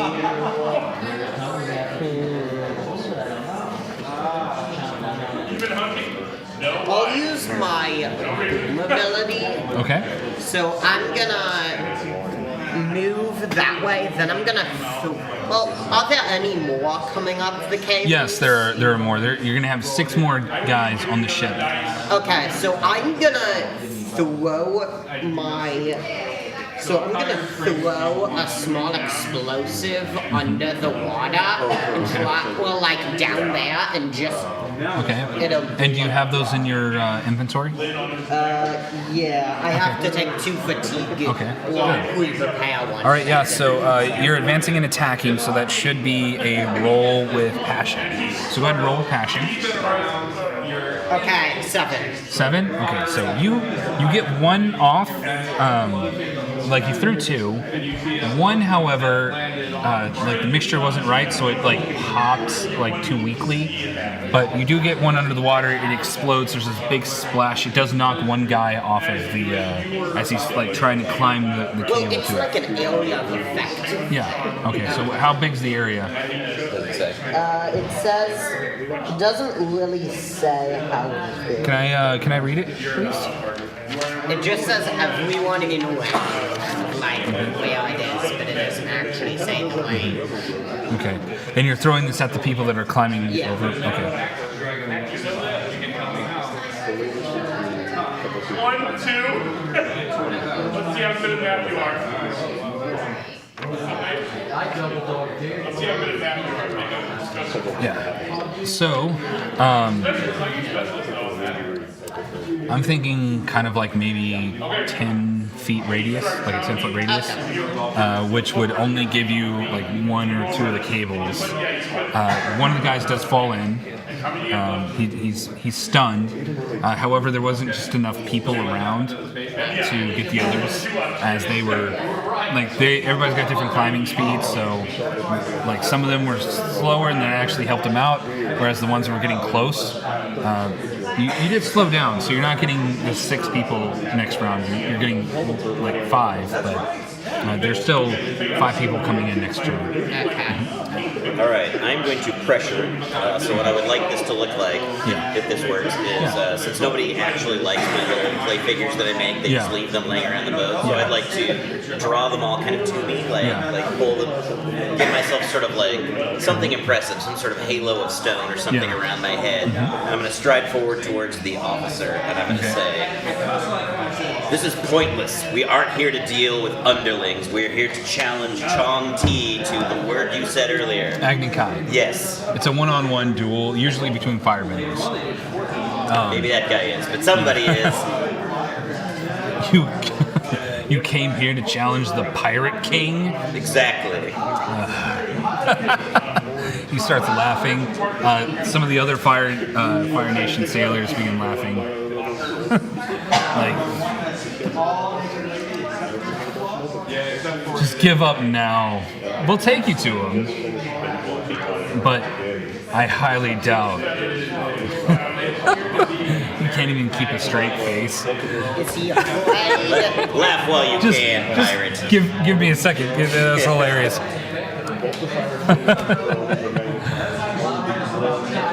Surrender now. We'll take you to him. As long as we get to him, I'm fine with that. So they did just now say that if you surrender, they will take you to the Pirate King. I challenged the Pirate King to a duel. Yeah. Okay. I'm not a firebender. I don't know if that works, but I did it anyway.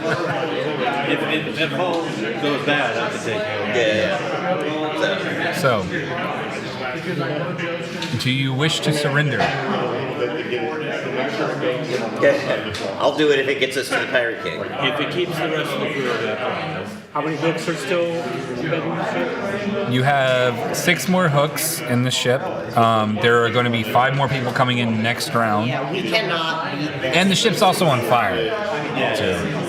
The captain, he puts his hands up and just goes, "This was not how I was expecting today to go, but if it saves the squatting duck, I'm fine. Just put the fires out." Can the squatting duck itself No, the squatting duck is now property of the Pirate King. The Burning Seas claims this ship and all that is on it. Can I? I don't know if this is new. We're still in combat, or that's fine. No. Can I take the stone that I had kind of put around me and like turn it to sand and blow it across the fires or something? Like, can I do something like that? Sure, yeah, you can. If you guys are giving up here, then you'll be out of combat. And you can do something. Yeah. Do one last bit of combat. Yeah. What? Because I'm that guy. Yeah. I do want to kick this guy overboard and then surrender. Roll me a passion. That is an 8. An 8. So this guy is just like everyone's kind of relaxed, and you're sitting there, and then all of a sudden you just like give him a kick right across the chin, and he flips over the side. But then you immediately put your hands up like, oh, my bad. One of the officer just kind of laughs a little bit, like, I didn't really like him anyway. So you are now prisoners of the Pirate Nation, the Burning Seas. Can we recover like fatigue or anything? You can during rests, but you have to do certain things. Others can help remove fatigue from you by like comforting. There are certain playbooks that do allow fatigue to be removed.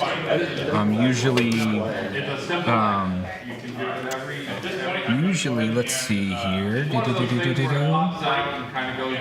So just check your abilities and see if you can help remove fatigue from someone else as well. I'll try guiding and comforting him. Yeah. Guiding and comforting is one of the big things. You can also help as well. But guiding and comforting is what actually helps remove fatigue. So, yeah. You can clear a condition or 2 fatigue, and you may ask 1 question that they must answer honestly. You can also, they shut you down, they inflict a condition on you. So basically, you choose someone to guide and comfort, and then you roll a harmony check. And if you get a 10 plus, you basically you fix their balance if they do that. So go ahead and roll harmony. All right. And these are part of basic moves, so you can work on each other. Okay. I got 8. Okay, so you remove 2 fatigue from you. That is good. I'll guide and comfort you. Fair enough. So you guys are like, That didn't work. He failed. okay, so the fatigue that he just cleared, he's trying to guide and comfort you, and you in return are trying to kind of help you out, but you end up refuting that. So what I would like for you to do... I don't need it, I'm fine. Yeah. This makes you... This troubles you. So I want you to mark the troubled condition on yours. Yeah. And if you have any condition, a guide and comfort can also remove the condition as well as fatigue. Which conditions are always bad because they impose negatives to your rolls. But you, what I would like for you to do is mark the status empowered. Sorry, I forgot when you were starting. I was going to ask. Could I like run away from them on the ship, like try and get away from them to try and complete my afraid status? You could use Delta Green. Running away would probably, they would attack you further, which would probably do more. You can try to look inward. Like he can try to guide and comfort you while you're being attacked, or like while you're feeling this way. There's also you can try to clear a condition by doing a balancing move. You can shift your balance to remove a condition, so you can shift either into either one of your... What are your core principles again? Excellence and community. Okay, so you could try to shift towards community to remove a condition. Or would you like to try to guide and comfort? I'd probably, since I try and just like... Yeah. So you're going to roll with harmony. We've been through this before. Yeah, roll with harmony. Yeah. I think I even have one that... Okay, here we go. Oh, lovely, that's good. So that's 8. Okay, so you like guide and comfort him. See that your character is afraid. So is that just fix the afraid, or does that also take fatigue away? You I think it's just clear condition or 2 fatigue. Or, yeah. If he did 10, it would have done everything. But and then can you mark? You inspired yourself doing that because you feel good about yourself. So mark the inspired condition on yours. And to give you an idea, while you're inspired, you're ready to stand for something. You can clear inspired to shift your balance towards a principle of your choice. There's also there are some techniques that allow you to burn in your inspired condition to give yourself a bonus to that. Now, you all have been you're removed from the ship.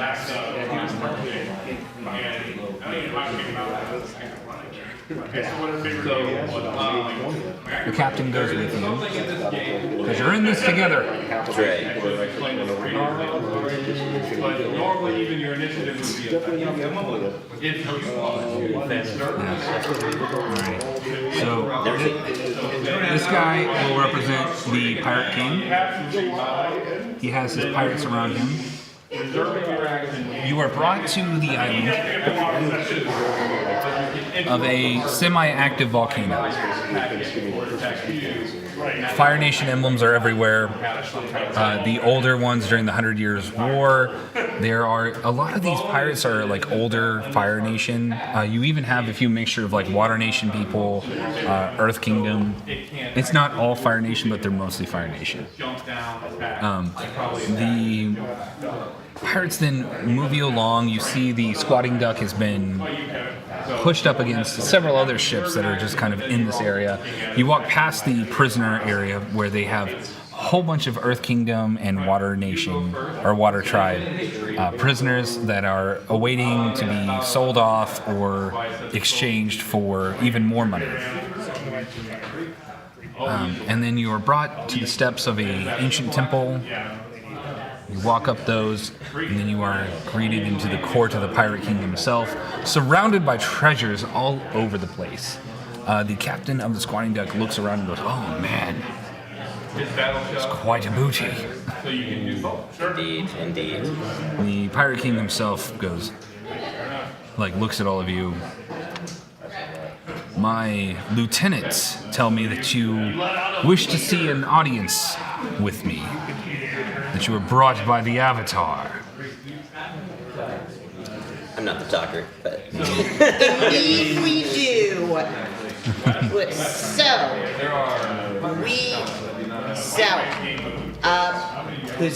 Who did we decide is gonna challenge him? well, it's got to be a fire person. It can't be me. I mean, He's probably the best at fighting, so it'd be ideal if it was him. But yeah, I'm not no slouch, and I'm also the only firebender in the crew. Yeah, that's true. And then I would probably I think the rabbit is a. step forward with like a little bit of like pomp and ceremony, and it's like, yeah, we were brought here by the Avatar, sent here to challenge you. You want to challenge me? Yeah, and Aki Kai, whatever the hell you know the people call it. Agni Kai, you bumbling Bless you. buffoon.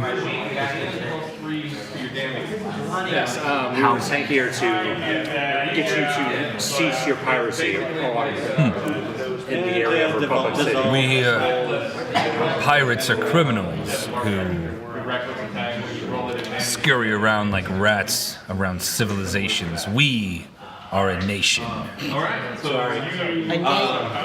tell me, does an honorable nation generally attack and take capture of any boats that go near it? Enemy vessels. Nations that we are at war with, including the false Fire Lord. Zuko does not represent the true sons of the Fire Nation, the true dragons. It seems pretty chill. The true dragons. Okay, so my character has immense interest in the fire, in like the true dragons. That's actually like a thing here. Yeah. So I'm gonna be like, what do you believe that the fire dragon truly represents? My cohorts and I separated from the false government when Fire Lord Azula was stripped of her title, and the Fire Emperor was falsely imprisoned, his bending taken from him by the Avatar. If you are indeed agents of the Avatar, I look forward to sending back a message.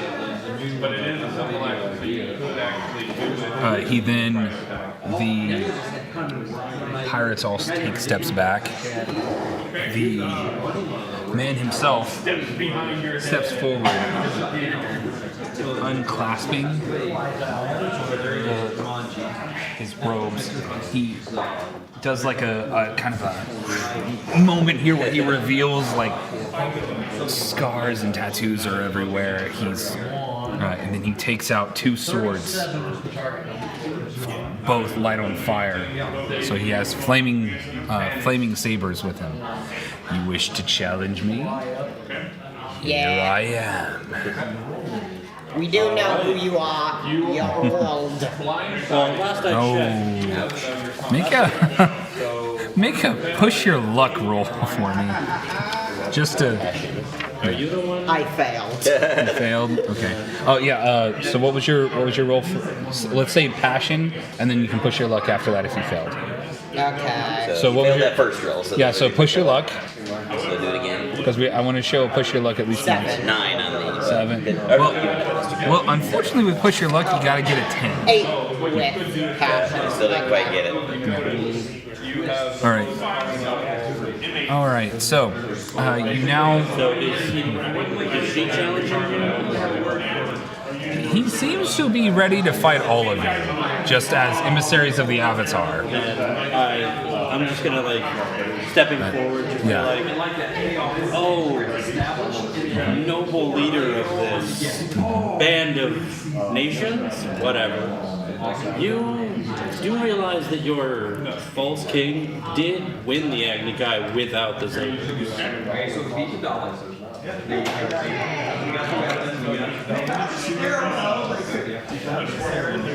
He tosses them aside, There's a good laugh. assumes a stance, and goes, I was hoping someone would say something as stupid as that. Fire, his hands are now fully in fire. He is going to take a strike at you, like he's going to shoot out a firebolt. Can you make me... actually, you know what? Can you do make a plead roll? I should have made you make a plead roll for that last one, as you plead with an NPC. I'm learning this too. Yeah, it's good. Let's see, and that is please a... It is harmony. I'll get him on that one. Yeah, well, doing the other way wouldn't have helped anyways either. It was... You can also, if somebody wants to help, you mark one fatigue for yourself, and it gives their roll a +1. So for every fatigue marked, they get an extra +1. So what was your plead roll? My plead roll, I can't find it. It was a 4. A 4? -1. Okay. So he's still going to throw his sabers down, and he still assumes the stance. And you have like a strange feeling like that was the wrong thing to ask for. Like maybe the sabers were more of a handicap for him than anything else. Well, he's already in on it. So let's do this. So can we legitimately all fight him? Like, is that? Yeah, no, that's what's happening. Okay. That's what's happening right now. Oh, I thought it was just the firebenders. yeah, I don't. No offense. I So, don't think you'd win. A firebolt goes towards you. Firebolt goes towards you. Okay. Now, one of the things that you can do for combat is, like, instead of having like what we were doing earlier, we can just kind of. One of the interesting things about this game is you can also just kind of narratively explain a combat as well. Since this is a big bad guy, we are going to go into our standard, like what you saw earlier. But just something to keep in mind too is, like, if you were to ever get into a situation where it's just you and like versus a couple of bandits or something like that in an alley, you don't have to like stop what you're doing and like move into, oh, I want to evade an attack, or I want to advance an attack, or evade and observe. You can literally just be like, oh, I'm gonna like throw a rock at him, and then like you continue with the role playing encounter. Yes. Can I, since he's firing something at me, Yeah. And he seems to be focusing in on me, could I try a maneuver, a trick maneuver, and work out with somebody who's I have some working skill with. So the trick maneuver. You roll with creativity. Roll with creativity. Roll with creativity. And then if you succeed, you can read the rest of it to figure out what you want to do. Oh, that's not good enough. Push my luck. Okay, push your luck. You need a 10 or I higher. got a +2 to creativity. So that's, Okay. And you're rolling with passion for push your luck. Passion. When you push your luck. there. Yeah, still doesn't quite do it. Okay. Should I still say what I was going to do? Yeah, you can tell me what you're going to do. I was going to try and bring a kind of a firewall or direct his attention and kind of obscure an attack from one of these, probably from her. Yeah. So you kind of failed at that as you tried desperately to get the fire out of the way. However, it hits you instead. So what I would like for you to do is, this makes you really upset because you failed at this direction. So I want you to mark it. Excuse me, angry. You have the angry condition. Okay. So now what I would like for everyone to do is we're going to get into combat. We're going to decide what we're doing. And because he is the big bad, he will go before the players. Yes. Makes sense. Okay. It is also a 1 in 4 fight. Yeah. Yep. The captain's also in this. So it's a 1-on-5, but he's not. You notice he's not much of a fighter. Right. More of a leader. He's great. He's great. He's got great seamanship, but not so much fighting. All right. So, what do you know? What are we doing? Advancing and attacking. Okay. I'm defending and maneuvering. Defending and maneuvering. Jason would have beat you on initiative, you would have hit. Okay. I'm going to advance and attack. Okay. So we're gonna start with defend and maneuvering. You're gonna go first. So I'm gonna use seize a position. Okay.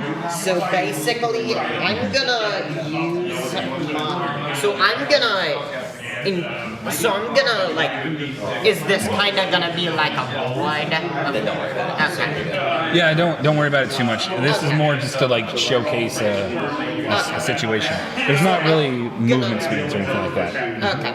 So I'm gonna like run over very fast. Okay. Like to behind him. Okay. And take up an advantageous position. So he's walked forward, and you're gonna try to run over here. Yeah. I'm not sure how it would, like, what an advantageous position would be, but it makes me. What did he do? Well, if you get behind him, you can try to get around him and make an attack later.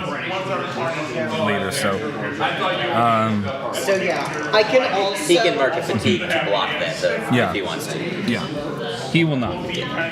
So I can also use harmony instead of focus. Yes. If it's against like a foe who's more powerful than me, which he obviously Very is. much so. Yeah, man. 6. So what I want you to do is you're gonna mark 1 fatigue as you run over there, but they like you're kind of scared because you do recognize this person. The Pirate King is the same person who captured you and put you into slavery to begin with. So you, as you're running, you're like, oh crap. Like you just now realize this, and it's conflicting with your inner self. So at that point, we're gonna move on. Anyone else defend and maneuver?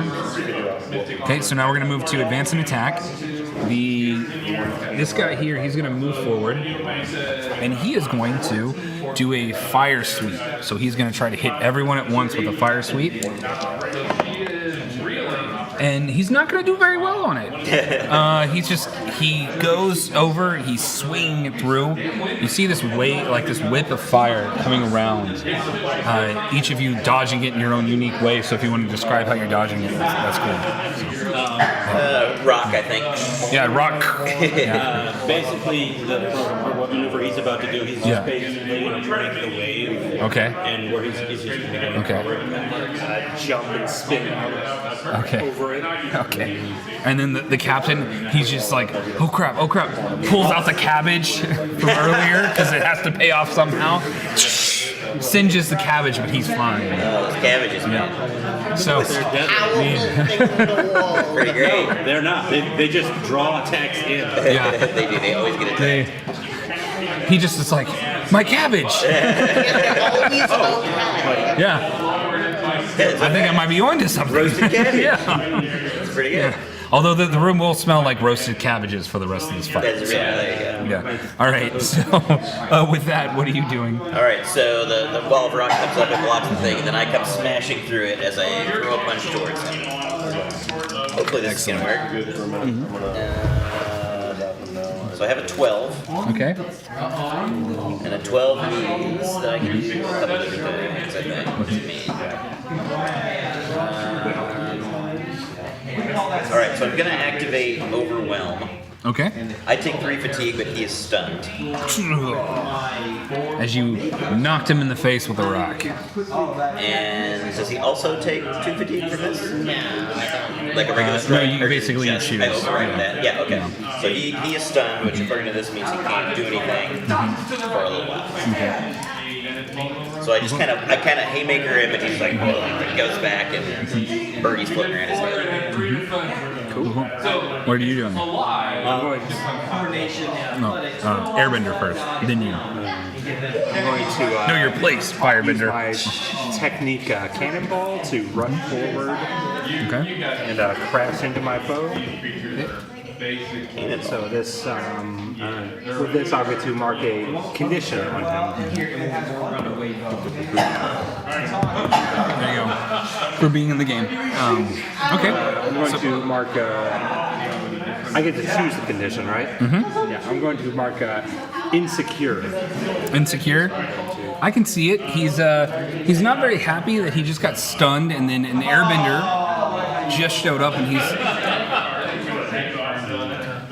like internally he's thinking, I thought we got rid of those. So his Fire Nation superiority is slowly starting to be afflicted. So he's insecure. Okay. Now, what are you doing? I'm going to pressure. Pressure.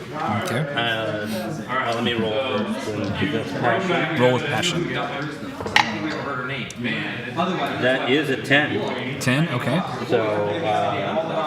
So basically, he's going to, like I said, he broke the fire wave, and in that he's like jet footing directly into him, kind of Dragon Ball Z, and flying up and trying to basically just heavy strikes in front of him, intimidating him the entire time.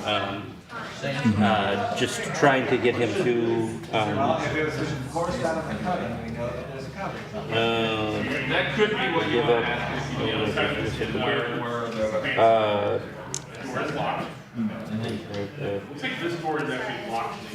I'm just trying to figure out which of the intimidates. I think when you use pressure, if you he can't use an approach next turn, right? Yeah. You can't use an approach. Impress or intimidate a foe. So I've also done intimidate, which I got a 10 on. Yeah. So I have to choose from these ones. Okay. He's stunned, so I don't think he can have his next turn. I've read that. They give up in a few stipulation. In a few stipulation. Oh, okay. Yeah, my character says he's bigger than most. He's probably just going to like a few attacks and then loom over him. Okay. Saying like, I know I'm the shirtless one. Yeah, I'd be up there too because I punched the guy. So. I'm forgetting whose is who. Basically, he's like no more roguish charm. He's basically just like stand down. Yeah. Okay. All right. So, and I will make it so he can't attack or advance. Okay. On his next turn, or would it be? It'd be his next turn. All right. And the captain, he is evading and observing.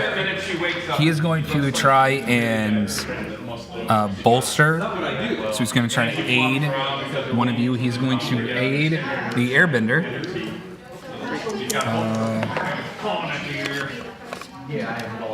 And he's going to do very well.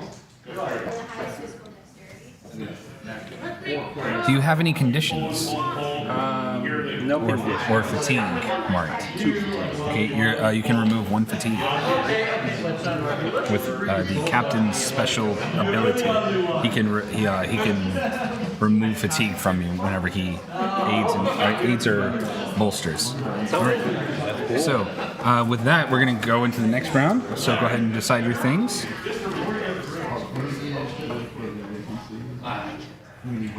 They cast you out. They let you to die. We'll get your revenge for you like killer. Yeah, what I said. Will you let me go? If I do.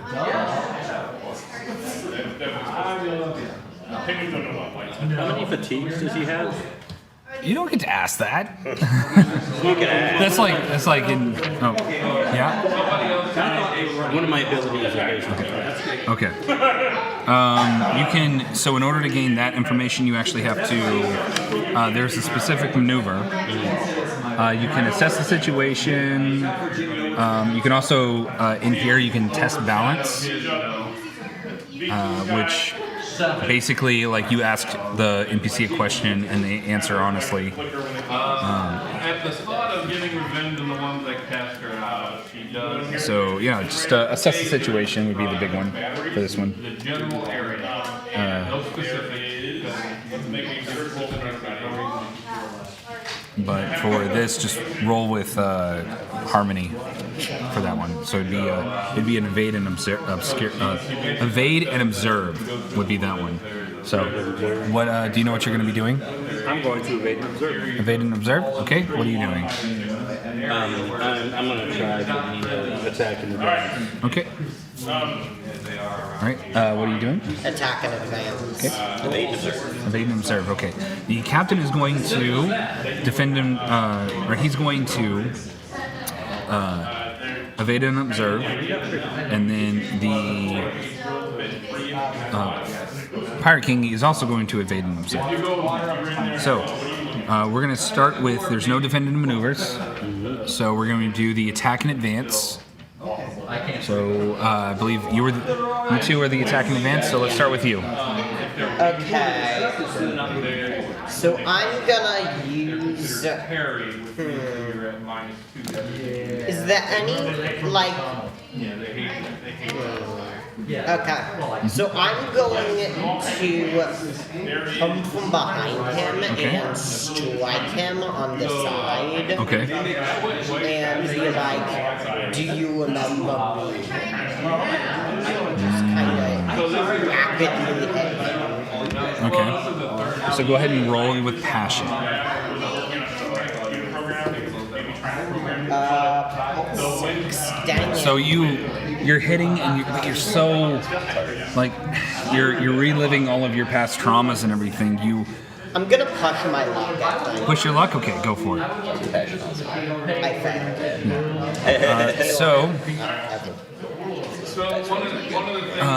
What are your core principles? Forgiveness and action. Okay, move towards action. You're gonna shift your balance 2 spaces to action.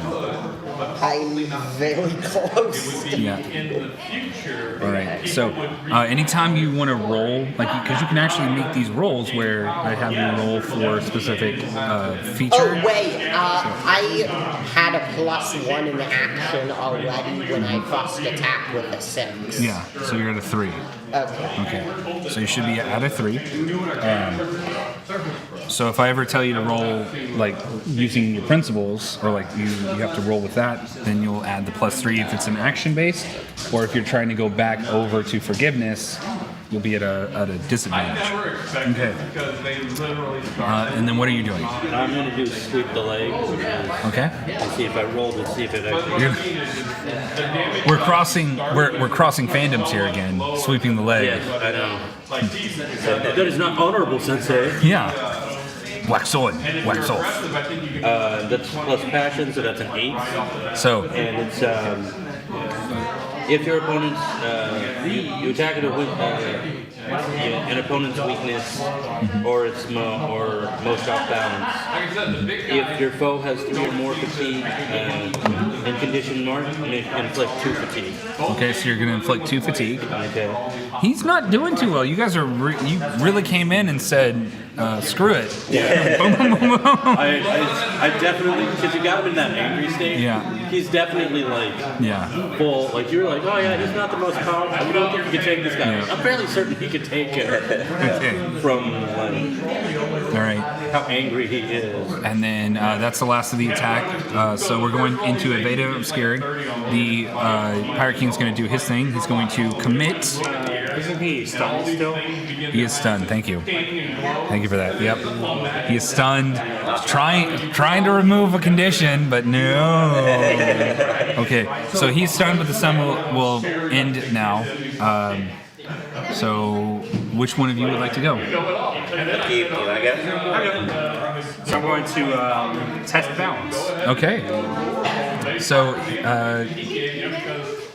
make a roll for that, please. That is let's do harmony for testing balance. Yep. One of the things I do intend to be 7. Okay. And you also clear 1 fatigue when you do this. Yep. Okay. And you got a 7? Yep. Okay. So His principle. learn his principle. So his principles are superiority and honor. Okay. And I'm going to back up. Okay. All right, so you back up. I'm not going to worry too much about the tokens. They're not super important. What would you like to do? All right. I'm going to try to hinder, so I'm going to try to create a hand of rock that comes up out of the ground and tries to put the trapped condition on him. Okay.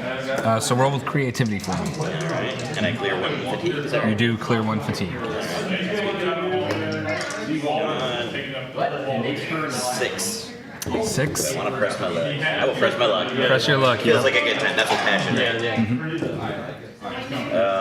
13 on press. 13. So you. I think it works.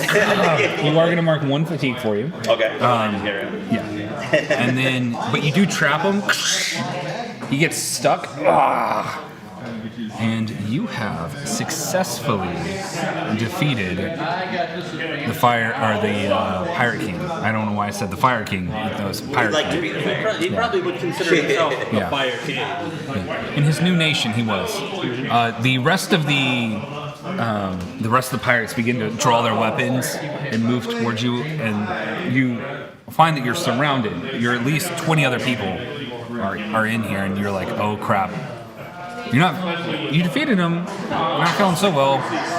They're moving in towards you when all of a sudden you hear a wait as the Fire King, or I keep saying it now, the Pirate King just curl up. He goes, they beat me fair and square. I'm taking those swords. His sword. Let them go. I'll release the hand. The rest of the pirates look confused, very confused around everyone, and they start to slowly put their weapons. He sits back. My men are honorable. If I tell them to go back to their homes, they will. But the Fire Lord must give them amnesty for the crimes they committed. Between you and him, I can't do that. I think we could negotiate. I will not leave this place unless I have your word that you will request it. We will request. They'll request. Absolutely. Okay. All right. I'm also taking your sword. You take the swords, and you also you do see that the captain of the Squatting Duck is grabbing 3 or 4 boxes. He's like, I've got to repair my ship. I'll fill my pockets. I need some money to help. So as you guys are walking out of the area, all the pirates are very they're angry at you. They're looking at you, but they're not engaging with you. I'm also taking his coat. His coat? The coat he took off, that sign of honor, I'm taking it. Yeah, since he's not really wearing anything on the top, he's probably fully over the shoulders. You could. You could leave me with some dignity. You can have the Okay. It's probably So you follow the path back. You walk past the prisoner camp. You get to the ships, and you get back on the boat. I shot less. Wait, we walked past the prisoner camp. I was hoping somebody was going to. I'm gonna walk over and I'm just gonna start breaking cell doors open. Move your Yeah, you're already fully on action. So why don't you roll me an action? +3. So you got a +3 right now. Okay. There it is, 13. Yeah. So mark 1 fatigue, but you very quickly break everyone out. The prisoners thank you. Some of them not looking so great, but they do head back to their ships. Although not all of the ships are going to be taken, you do have enough to fully crew 3 more ships, which the captain is no longer going over to the Squatting Duck. he sees this not very nice looking water and Fire Nation ship. So this is one of those ships that was made after the war in a collaboration between Fire Nation engineers and Water Tribe vendors. And he goes, any water benders on this ship here? He then gets some of the other crewmen, including the former Fire Nation crewman that was part of the squatting duck, to get out a tarp that they very hastily have written on the flying duck and have placed it over the Fire Nation emblem that was on the bow of the ship. And the captain just goes, you guys said we could have whatever we wanted, right? Yeah. Okay, ship. I, as the Fire King, does command it. So you head back to Republic City. We also took some of the money there, right? Oh yeah, you've got. Okay, good. Yeah. The captain made sure you guys were covered. Like, I'm gonna take a couple of them and be like, you can sail? You can sail? Yeah. I'm taking the flying duck. Is that okay? Yeah. Or not the flying duck, the sitting duck? Squatting duck. Yeah. The squatting duck is pretty badly damaged, but you can repair it if you want. But I mean, the standing duck is like the captain's already moved over to the standing duck, and that's his new ship. He's like basically he's abandoned the squatting duck overnight. Do we want to and gotten just the take upgrade. a new ship instead? I mean, if he's gonna take us back to... Oh yeah, we're going back to Republic City. All right. We gotta get, We'll arrive within. yeah. No, we got an upgrade, y'all. Okay.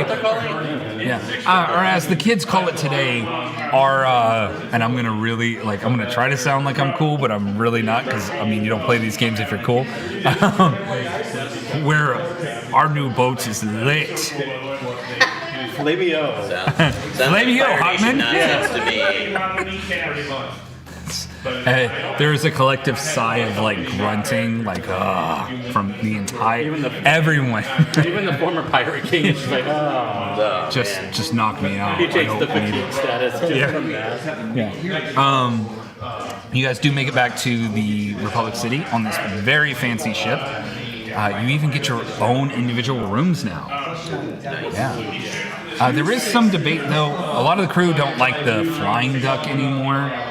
So there is some discussion on what you want the new name to be. There could be. That way I can explore things like Are we asking to throw our hats in the ring? Yeah, throw your hats in the ring. This is your one chance to name a boat in the Avatar universe. In the Avatar universe? Yeah. just so much lore and history. That's what this game was all about, guys. It had nothing to do with learning stuff. It's just naming a boat. This is all a setup to name the boat I'm buying next week. Come on, guys. No, I'm not that. I don't have that much money. The Pilot Slayer? One of the people had Pirate Slayer. Yeah. That sounds like it would attract on more attention. That's exactly The Nomad? The Nomad. after he found So we have the Pirate Slayer and the Nomad so far. where the wood was. I like Stone Duck. Stone Duck. I like that. I like The captain's happy. He like anything with the duck. Yeah. maybe the Iron Duck. So One of the complaints about the duck naming is it's not like a turtle duck or like a bear duck or a wolf duck. It's just a duck. It's so weird. duck. Yes. I like ducks. That's a bear? It's just a bear? It's not a penguin bear? Platypus bear? Moose bear? Owl bear? Wait, no. Owl bears. No, we got the copyright claim. Take it. Yeah. Maybe like the Iron Duck or the Iron Eagle Duck? Duck. So Okay. It's So- made of metal, and the other one was kind of stone themed. The spirit bear. So the Iron Duck, the captain loves the most because it's an iron ship and it's got duck in the name. So he's like, I want that one. I want that one. The rest of the crew, not so much. As you are still debating, you actually hear the land ho as Republic City is off in the distance. You make it to the shoreline, and you end up being greeted by an attaché of the Fire Nation. as well as the chief of police for the Republic City, the blind bandit herself, Toph, and a representative of the Southern Water Tribe, the weapons, the master swordsman and expert planner, Sokka Wolftail Water Tribe guy. I don't know his last name. So. We're doing all the cameos for this. This is the whole reason we did this, guys. Yes. Cameos. Can't wait to talk to Sokka. Yeah. So Suki's there too, but much like the Legend of Korra, we've completely forgot about her. All right. So you have returned the Pirate King, and the Burning Seas Pirate Nation has broken into several smaller crews, but no longer as powerful as it once was. However, they're still out there being pirates. And we good? Yeah. All right. Cool. We might be ending a little early. Because I'm running out of cameos here. And then Yue, the Moon Princess, comes down. The moon descends down. The moon crashes into the eye. And then Link Everyone steps out dies. like, yeah, I've done this before. So you continue your journeys onward, hunting down the few remaining pirates that decided that their pirating lives were much more important to them than returning home and taking the Fire Lord's amnesty. And the tales of your motley crew continue onward until Avatar Aang is no more and a new Avatar takes the scenes to good, but not as good of a claim. Yeah. Let's not bring political stuff into this. Let's not talk about it. It was okay. Yeah. They had directions with it that Season 1 was my favorite one so far because it really explored the whole benders versus non-benders thing. But I just feel like they didn't get enough time. Like a bad habit. All right. So that was Avatar Legends, performed poorly by your DM, Doc DM, DM Doc, DM Nova. I don't know. I don't have a name yet. I'm just staff around here. Thank you so much for playing. And as a thank you, can each of you take out one of your D6s and roll that for me? I got a 3. A 3, 5, 1. You got a 1 as well? I got it. Okay. So, as a thank you for participating in this game, we are going to be giving away this core rulebook to you. Oh, very nice. Hey. Nice. Yeah. Thank you for playing. Thank you. And the next time that we have RPG Demo Day, which will be at the Cave Springs store in May, and then we'll be coming back again here in June, swing on by, because I guarantee you that we're going to have a lot of fun and get to try out new game systems. I personally am looking forward to trying out the Mass Effect 5e setting, which is the Mass Effect universe using the 5e system, so it's pretty easy for everyone who's ever played modern D&D or 5e 5th edition Dungeons & Dragons can very quickly pick up on. It uses the same system, as well as Adventures in Middle-earth will be another one that I will be trying to go for. As always, thank you guys so much for playing, and we'll see you next time. Thank you. Mm-hmm.